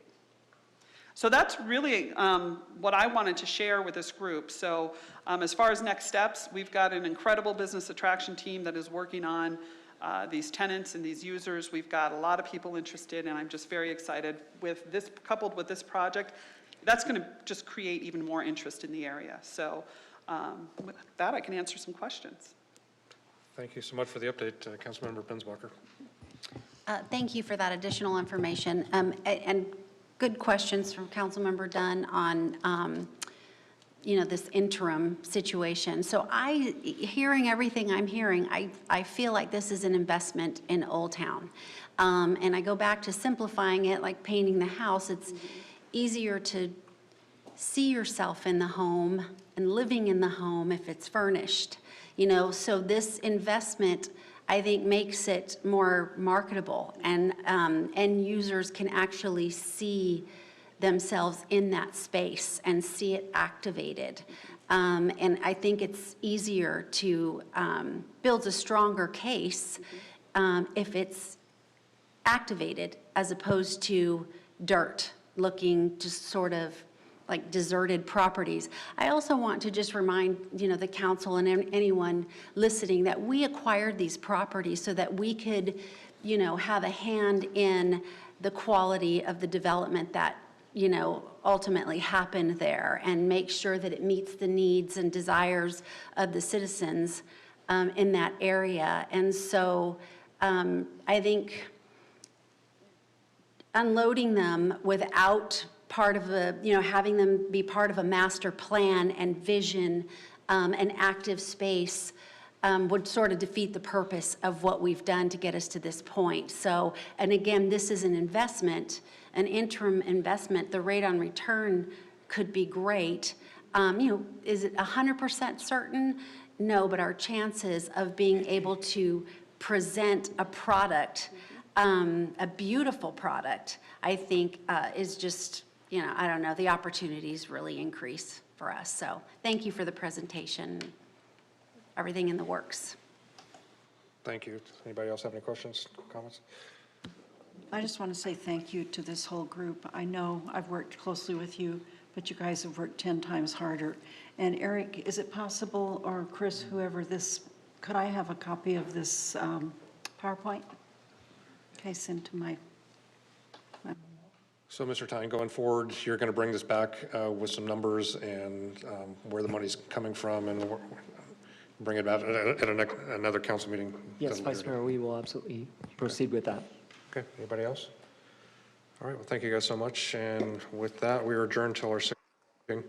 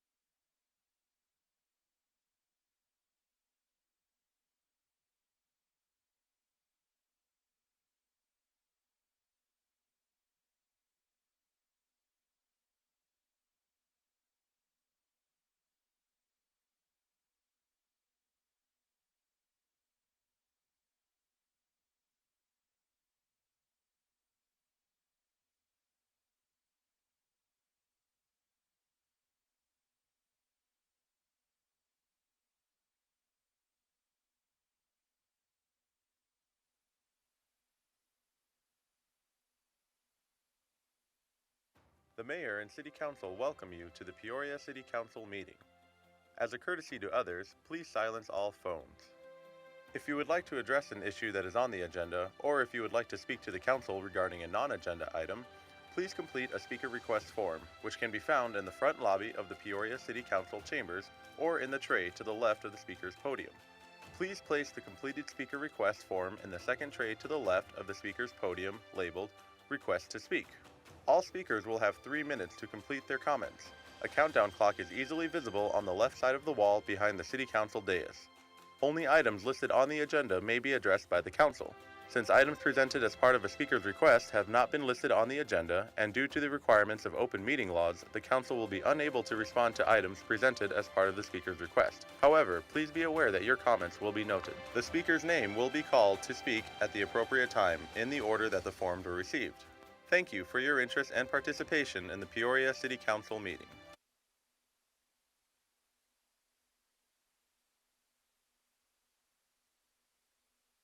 12/2021.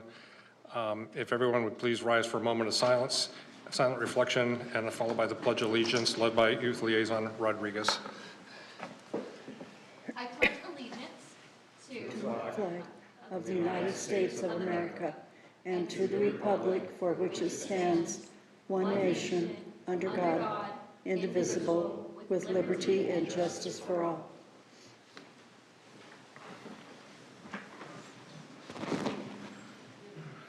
Will the clerk please call the roll? Vice Mayor Edwards, Here. Councilmember Finn, Here. Councilmember Biddenbacher. Here. Councilmember Patena, Here. Councilmember Hunt, Here. Councilmember Dunn, Here. Youth Liaison Fierro, Here. and Youth Liaison Rodriguez. Here. Good evening and welcome to the Peoria City Council meeting.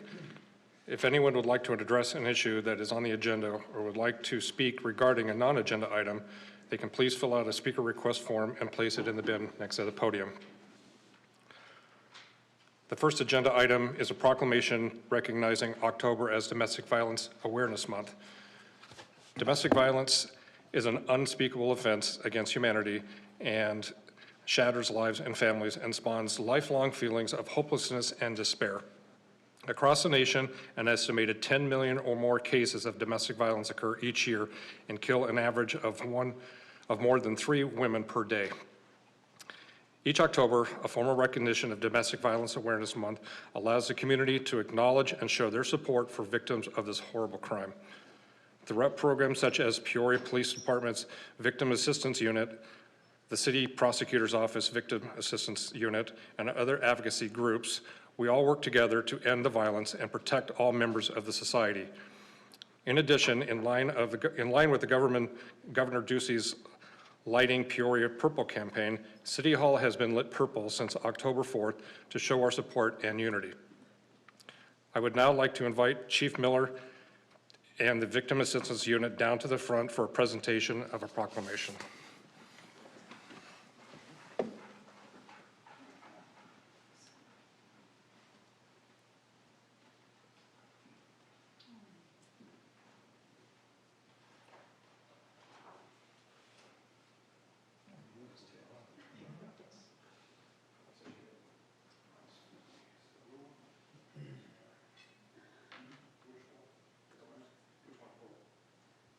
Are they all live? Got it. Okay, so I'm going to go ahead and read a proclamation. So, whereas the City of Peoria Mayor and council members are honored to join with the community at large in thanking domestic violence programs, victim service providers, law enforcement officials, and other individuals who have devoted their lives to end domestic violence in the City of Peoria and around the nation. And whereas an average of nearly 20 people per minute are physically abused by an intimate partner in the United States, during 1 year, it's equated that more than 10 million women and or men, whereas when a family member or friend is abused, it can create long-term damaging effects, not only to the victim, but also the family, friends, and the community at large. And whereas each October, the formal recognition of Domestic Violence Awareness Month allows the community to acknowledge and show their support for the victims and the families of this horrible crime. And Whereas through programs such as the Peoria Victims Assistance Unit, the City Prosecutor's Office, Victims Assistant Unit, and other advocacy groups, we can work together to end this violence and protect all members of society. Whereas, now therefore, we join the residents of Peoria in showing a light of the ongoing battle against domestic violence in recognizing the commitment and caring individuals who defend and support victims and their grateful recognition. Therefore, I, Kathy Carlett, Mayor of the City of Peoria in the United States, in the state of Arizona, do hereby declare October 2021 as Domestic Violence Awareness Month.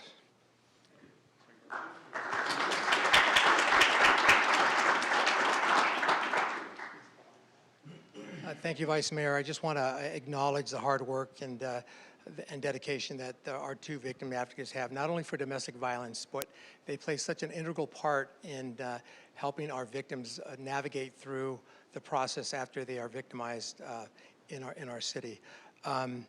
They see and hear things that I heard earlier the fire department talked about, things that people shouldn't hear or see, and quite frankly, they are right there with our victims and hearing firsthand what's going on with them. They are dedicated, they're on call 24/7, and they handle a whole variety of things. So Caroline and Molly, I don't know if you have anything you want to say, maybe introduce Oliver, how he plays a role in this, since maybe he wants the mic. Oliver is our facility dog. He works with us on scene. He works with us in the office. He not only provides support to all the victims that we work with, he provides emotional support for them. He will attend interviews with them. So he will sit with victims of any age and kind of calm them down, assist them. He'll go out to scene and meet with kids and families that don't understand what's happening, so he's there to support them. But he also really supports law enforcement and the officers, detectives who are going out to scene to help these victims, to help them distress. So that's a little bit about what Oliver does.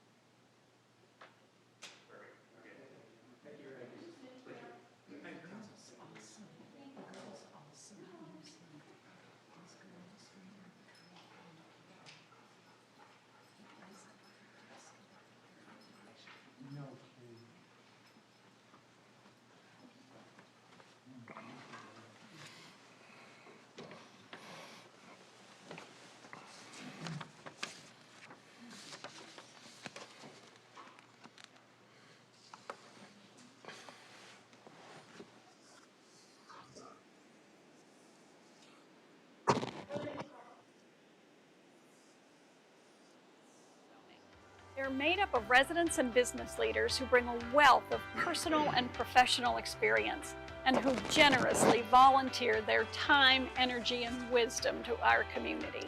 These members meet on a regular basis, deliberating and collaborating on various projects and issues of importance for the benefit of all Peoria residents. In the past few years, they have had a direct role in influencing meaningful projects like the Veterans Memorial expansion, multiple public art installations, accessible park amenities, and our Youth Advisory Board even collaborated with the State Attorney General's office to team up in the fight against tobacco sales to minors. As we welcome new volunteers into this exceptional group of people, I want you to know how much we appreciate your willingness to share your time and expertise with our city. On behalf of the City of Peoria and the Peoria City Council, I want to express our gratitude and appreciation. Your service makes a difference. It's an honor to have you working alongside us as we shape our finest future.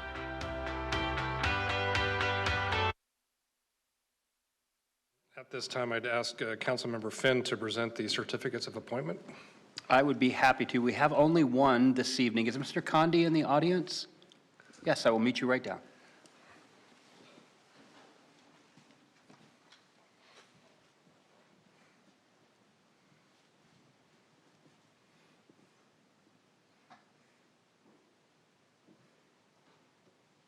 Wish you could get your picture with a dog instead of me, huh?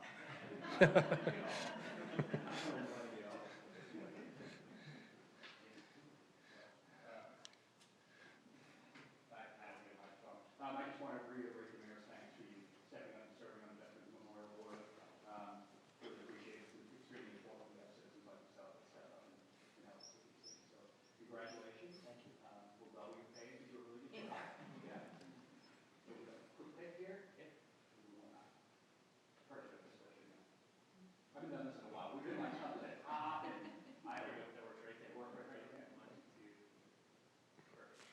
Congratulations. Thank you so much.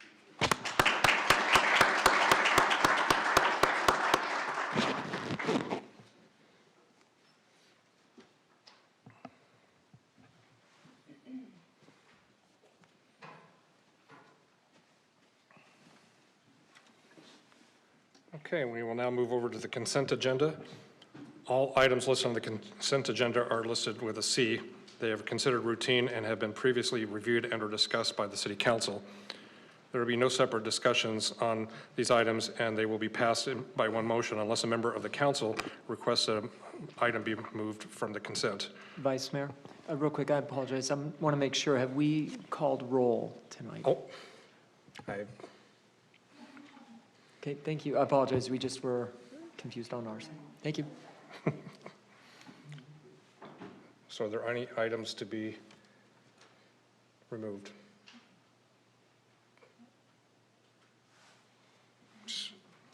Seeing none, do I have a motion? So moved. A first and a second. All those, please vote.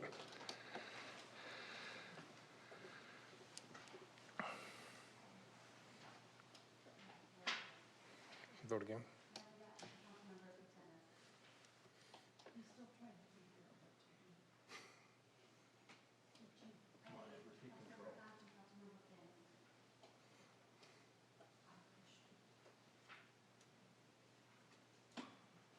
And the consent agenda passes unanimously. The next item on the agenda is 22R, Contract Amendment, Felix Construction Company, Salter Well Rehabilitation. Mr. Tyne. Great, thank you, Vice Mayor. And Adina Lund, our Development and Engineering Director, will present on this item.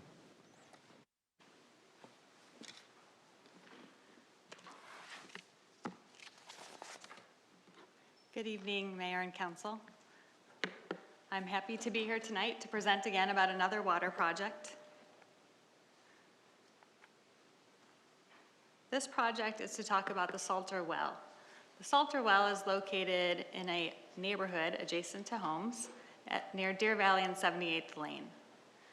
When we acquired the New River Water Company in 2015, this was one of the 7 sites that we acquired. The existing site was built in 1996 and includes many different amenities related to the well. For this contract amendment, we are looking at equipping the new well. In 2019, about this time, 2 years ago, we were doing the initial drilling for the well, and that's what those pictures are from. So the neighbors had this large drilling rig behind their backyards, and the drilling went on for 24 hours a day for about 6 weeks, which is very difficult for neighbors to withstand, but you have to do a lot of testing to make sure that the well is what it needs to be to serve the citizens. So you're looking at different elements of the water and of what the water is going to be able to produce. So we had some complaints about that. We went back, we took all that water data, and then we actually designed the site after the fact. So this site's going to have a new booster pump station, rehabbing the existing surge tank, on-site piping, new electrical equipment, and there's also going to be a new 8-foot block wall along the north property line where there's existing chain link fence. That's to help with the security of the site. We'll be in compliance with what our other sites have today. So as I stated, the first phase was the initial well drilling. We had had a public meeting in August of 2019, And then we had notices for the neighbors, and we have a hotline. The good news is, in phase 2, this is actually a daytime operation, no overtime, no weekends, no nights. So we think it will be received much better by the neighbors, but we're still going to give them flyers at their door. We're gonna be knocking on the doors just so they know that we still have a hotline. We're still here to listen to any issues that they're having, because this is a project that will affect them, because you're gonna have people working basically in your backyard. So the contractor is Felix Construction. They are one of our job order contractors. They went through a request for proposals for that JOC in 2018. During that time, we selected 4 JOCs that work specifically for our water, wastewater sites. It's very specialized work, and so we picked 4 of them to work on the various sites, because we have a lot of sites, as you've heard about before from Mr. Powers. Pre-construction services were rendered during the initial part of the drilling so that they could be involved with our operations staff and with the design team as we went through the final design. So this is an amendment to their contract for the construction costs to outfit this well site. So the amendment is the $2.9 million we're talking about tonight. The schedule after tonight, if you approve this contract, they will start with their material procurement. So they have submittals for all the equipment that's going into the site. We review the submittals along with the design team and our operations staff, order the materials, and ideally they will be on site in January, and that's when we will begin construction. It will take through the fall of next year to complete the site work, which is once again why we need to make sure we interact with the neighbors and they know who to call if they have any issues. Staff is recommending approval of the contract amendment with Felix. Do you have any questions for me?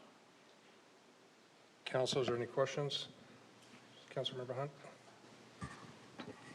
Adina, is this the same, it must be the same one that we had so many complaints from the neighbors because it's literally in their backyard. So is the noise going to be remediated this time around? I know you said it's only daytime. And the dust I remember was a horrible problem. That is correct. We will have inspectors out there to monitor those issues.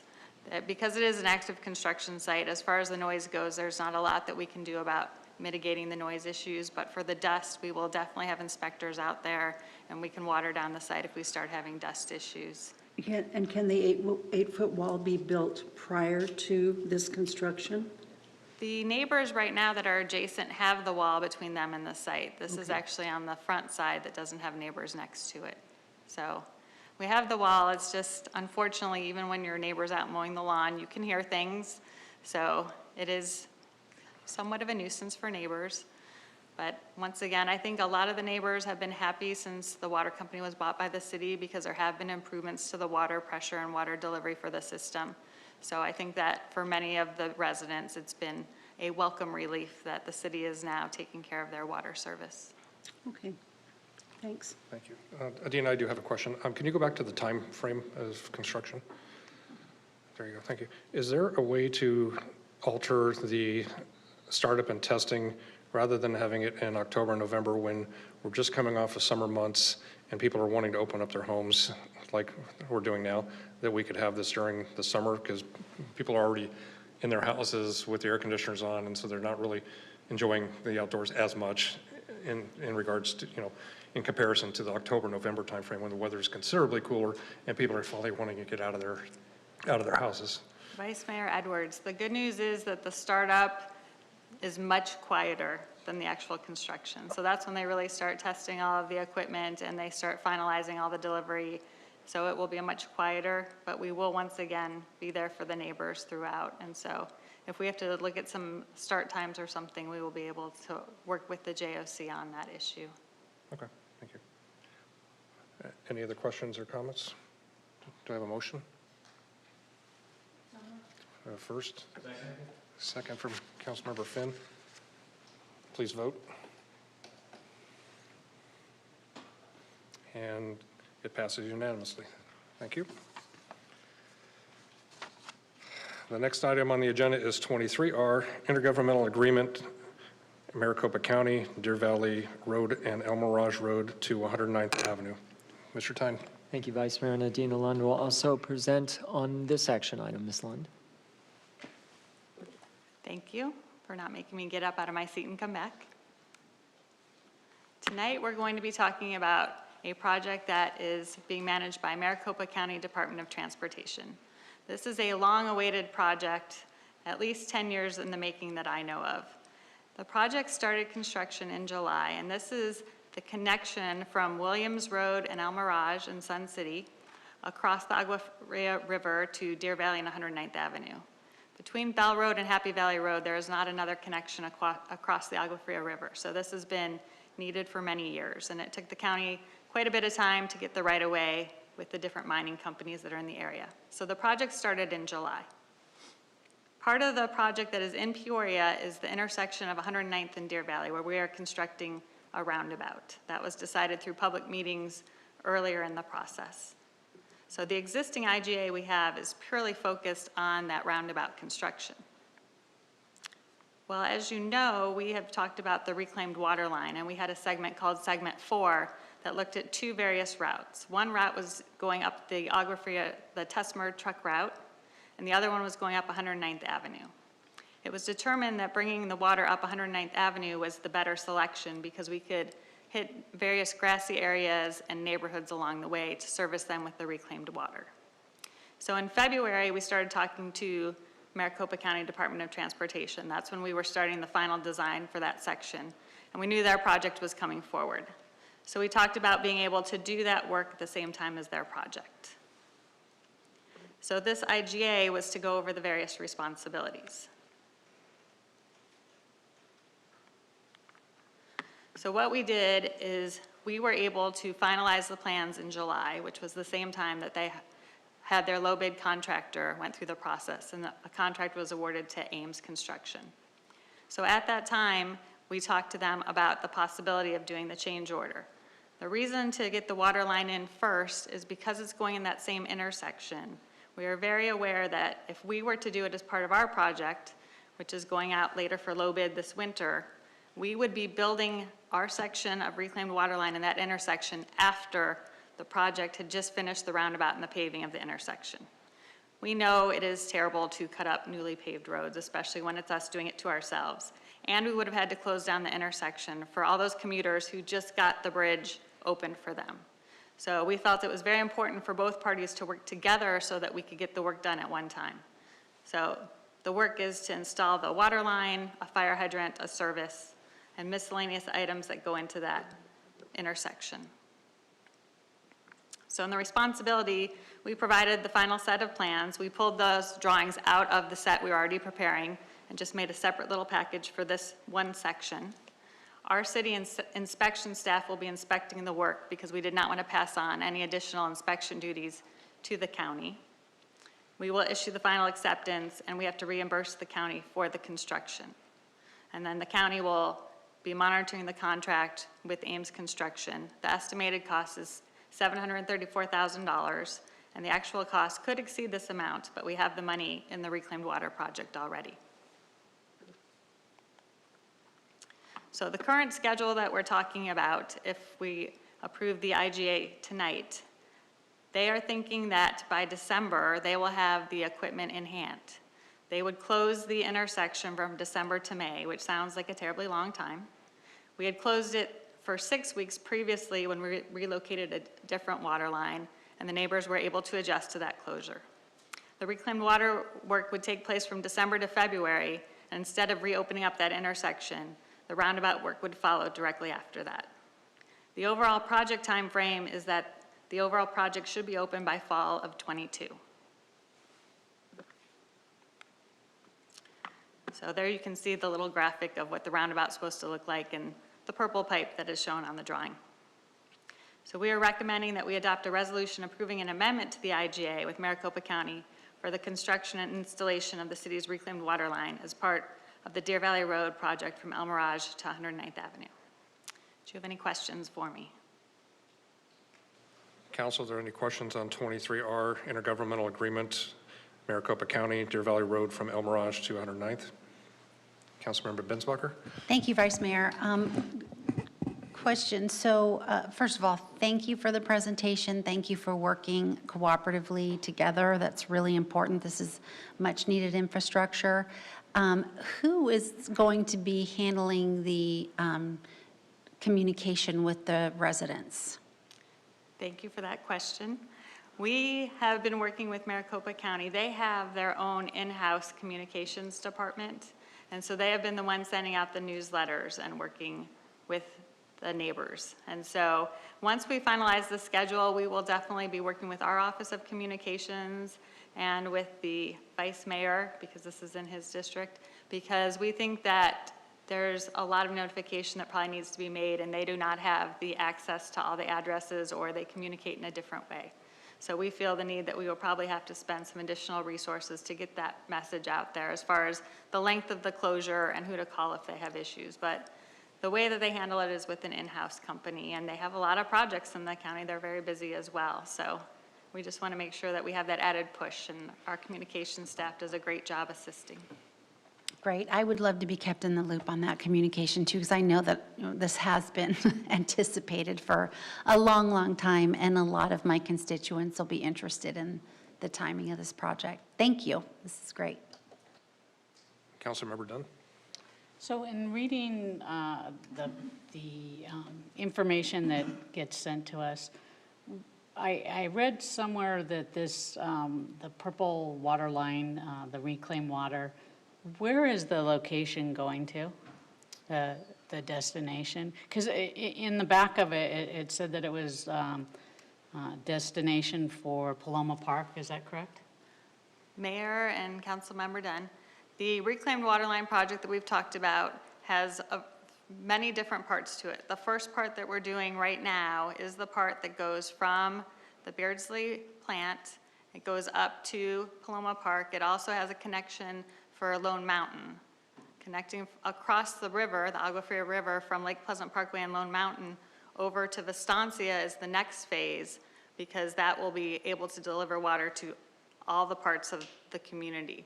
We already have a reclaimed water system down in the south area of the city. So we're trying to do the part up north, and then the third phase connects the north system to the south system, making it so operations can deliver water throughout the entire city to use as reclaimed water, or whatever the future holds for that use of reclaimed water, depending on the water shortages that may come to be. So the goal is to have reclaimed water everywhere in the city. Thank you. Okay, does anybody else have any questions or comments? Okay, do I have a motion? I have a first and a second. Please vote.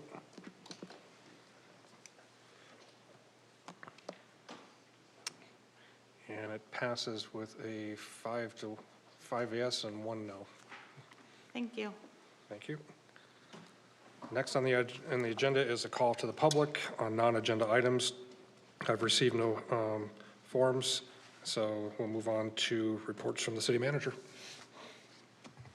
Great, thank you, Vice Mayor, thank you, Council. Just 3 quick items. First, in your packet, we do have next year's calendar for the council meetings for your review. Second, I wanted to ask Jay Davies, our interim Public Works Director, to go through our communication plan for the POGO Destinations Transit Program, which is beginning underway. So I'll pass it to Mr. Davies shortly.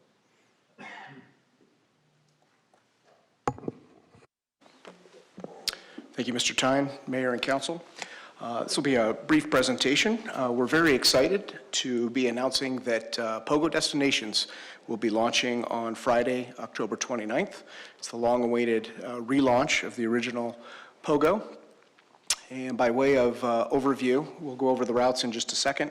But as the map is up there, just a quick refresher. POGO, the original POGO, ran for a couple years, and as we were seeing some success with that and getting resident feedback and hearing, of course, from you through a variety of avenues, your community meetings, direct public contact, et cetera, we envisioned a reimagination of POGO, which is now embodied here in POGO Destinations. And the model is very different than the original one and reaches all 4 corners of the city and takes riders to points of pride all across the city.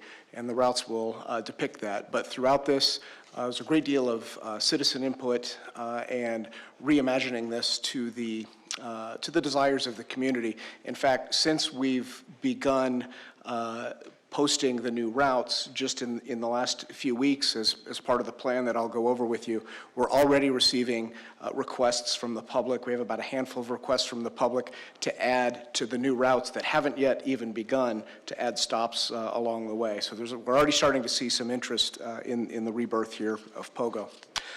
With that, POGO will run Friday through Sunday. The posted hours are 10 a.m. to 10 p.m., but we'll, of course, start a little bit before that and end up a little bit after that. It's largely a weekend service, and again, it begins on Friday, October 29th. First route is the green route, which you'll see there. The graphic displays what will actually happen, and that is 2 buses. One will start at the top, one will start at the bottom. One will go north, one will go south from the destinations that you see there, and the points of pride are listed there in the legend to the left. You can see some of the areas. Basically, this runs from Ventana Lakes through Westbrook, P83 down to Old Town, around through Park West, ultimately over to Pioneer Park, and then back again. The red route starts up in Vistancia, travels down, again hits P83 after passing through the Four Corners area, and down to Old Town as well. And you see the points of pride there in the legend. And then the third and final route is the blue route, which has 2 buses. One starts at the top, one at the bottom, and they hit many of those same routes along the way, from West Wing at the top all the way down to Sunny Slope Park there in the bottom. Hitting, again, P83. This one stops at Rio Vista. The important thing to keep in mind is whichever route you're on, you can get to any destination that's shown on any color route, because you can stop and you can transfer easily. So with that, those are the routes. I kind of want to talk about the outreach. We're very excited about launching this, and as a result, in coordination with the Office of Communications, my transit manager, Kathy Colbath, and the OC have put together a pretty robust and systematic and strategic communications plan. And I've divided it into these phases. This past summer were our initial outreach efforts, where we launched the new website, put up frequently asked questions, maps, contact information. This fall, we've moved into neighborhood and business outreach. We've been working with everything from the Chamber of Commerce to local businesses directly, neighborhoods, your offices, to get the information out. This past Saturday, we were at Second Saturdays with one of the buses out there and one of our drivers, greeting residents and telling them about the service. It was very well received. That will move into, over the next couple weeks, our pre-launch wrap-up. Where we will be passing out at various events and locations additional maps and schedules and getting folks ready to ride. From there, we move into what I call the post-launch pivot. This will be somewhat of a measured response to using video, both on the bus, highlighting those points of interest along the way, as well as videos on the website that will very much mirror the videos that are on the bus, creating some buzz and excitement around what you'll see on the various routes. We will be updating our webpage with a more prominent banner. We'll be working with local media to hopefully cover the routes and provide news briefs, and also working with your offices on council e-blasts. And then the last phase is what I call data-driven engagement. We'll be looking very closely at ridership data, looking at where people are getting on, where they're getting off, talking with folks, taking surveys, finding out what's working, what isn't working. If we see routes that maybe aren't as robust as the others in terms of participation, we'll work with neighborhood and human services to get out into those neighborhoods, have pop-up events, educate folks about the routes and how to ride them. Throughout all of this, we will offer classes that we can bring out to communities on how to ride, how to navigate the system, and how to get through that. So across all of these strategies, we really are providing a deep toolbox to draw from as we make adjustments over the course of this one-year pilot. And with that, we're happy to answer any questions. Anyone have any questions? Jay, I have one question. From a social media perspective, I've been watching some of the social media, and people are definitely excited that Pogo Destinations is starting back up. The one thing that I've noticed on some of the postings is I think some of the residents are a little confused that it's going to be the same old Pogo. And so the comments I'm seeing are they're lucky, they're glad to have it back because now their student can get to work and stuff like that. And so how are you addressing that? You doing that on an individual basis, or how do you plan on doing something like that? Vice Mayor, great question. Obviously, we went to great lengths to rebrand this with a different name, but nonetheless, folks who are looking for the old Pogo might think that they've found it. So there's a variety of ways we'll address that. Certainly, any questions that come directly to the city, to your office, to ours, we'll address those on an individual basis. I mentioned some of the rider videos that we'll have on the buses and through social media. Those will really highlight this point of pride concept in terms of the destinations that are selected. We're going out to the community. We're really using a variety of methods to get out there. And in everything we're doing, we're really branding this as that point of pride opportunity to get out to these places. It is a very different model, and based on your concern that you've shared here, we'll be sure to keep an eye and ear out for any confusion that's going on there and make sure it's addressed. Thank you. Thank you, Vice Mayor. And just one last item. We do have a very brief, approximately 30-second introduction to special events for this fall, including the Halloween Monster Bash, Explore the Library, and Second Saturday. So I'll just show that very quickly.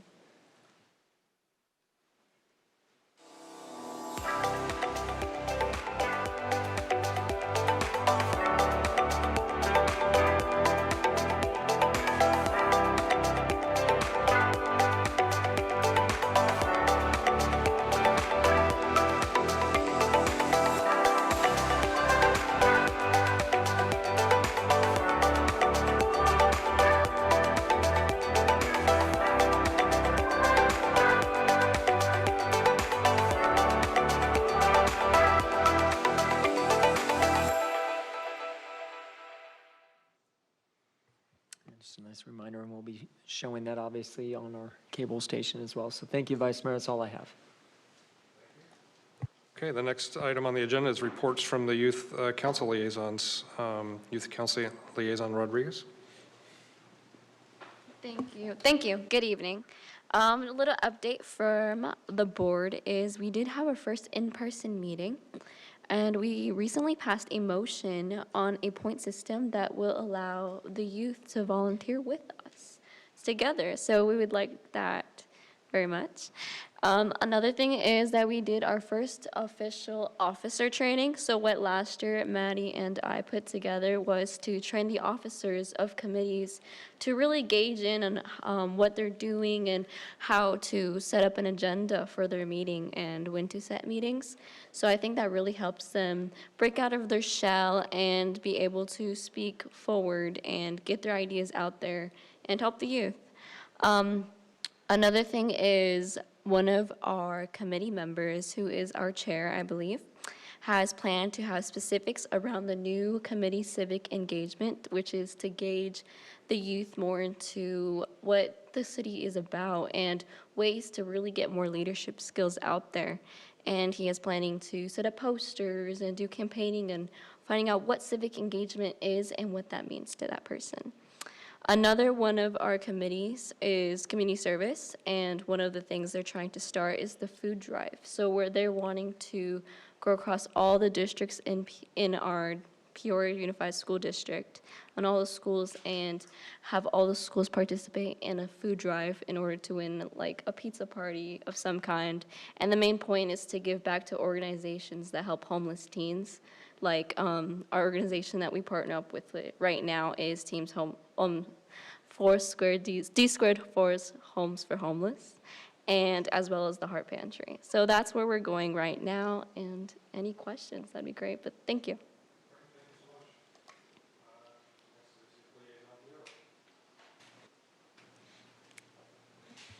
Good evening, Vice Mayor and Council. Sorry. Okay.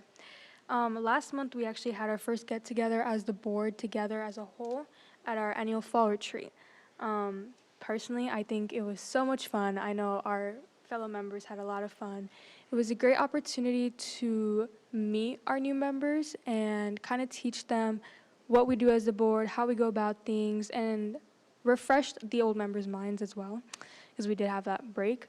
At this event, we played a game in teams of 2, and even when we all teamed up into one team, we still couldn't win, but it was a great opportunity to practice our teamwork, and I would say that we clicked together very well. I'm very excited to what we see, what we do as a board. After eating, because we did have a delicious meal, we then went into our different committees. We have 4 different committees. It's community service, the outreach committee, fundraising committee, and civic engagement committee. So we each went into our committees, got to meet our new members, and then we discussed our 3 main goals that we wanted to achieve in our committee.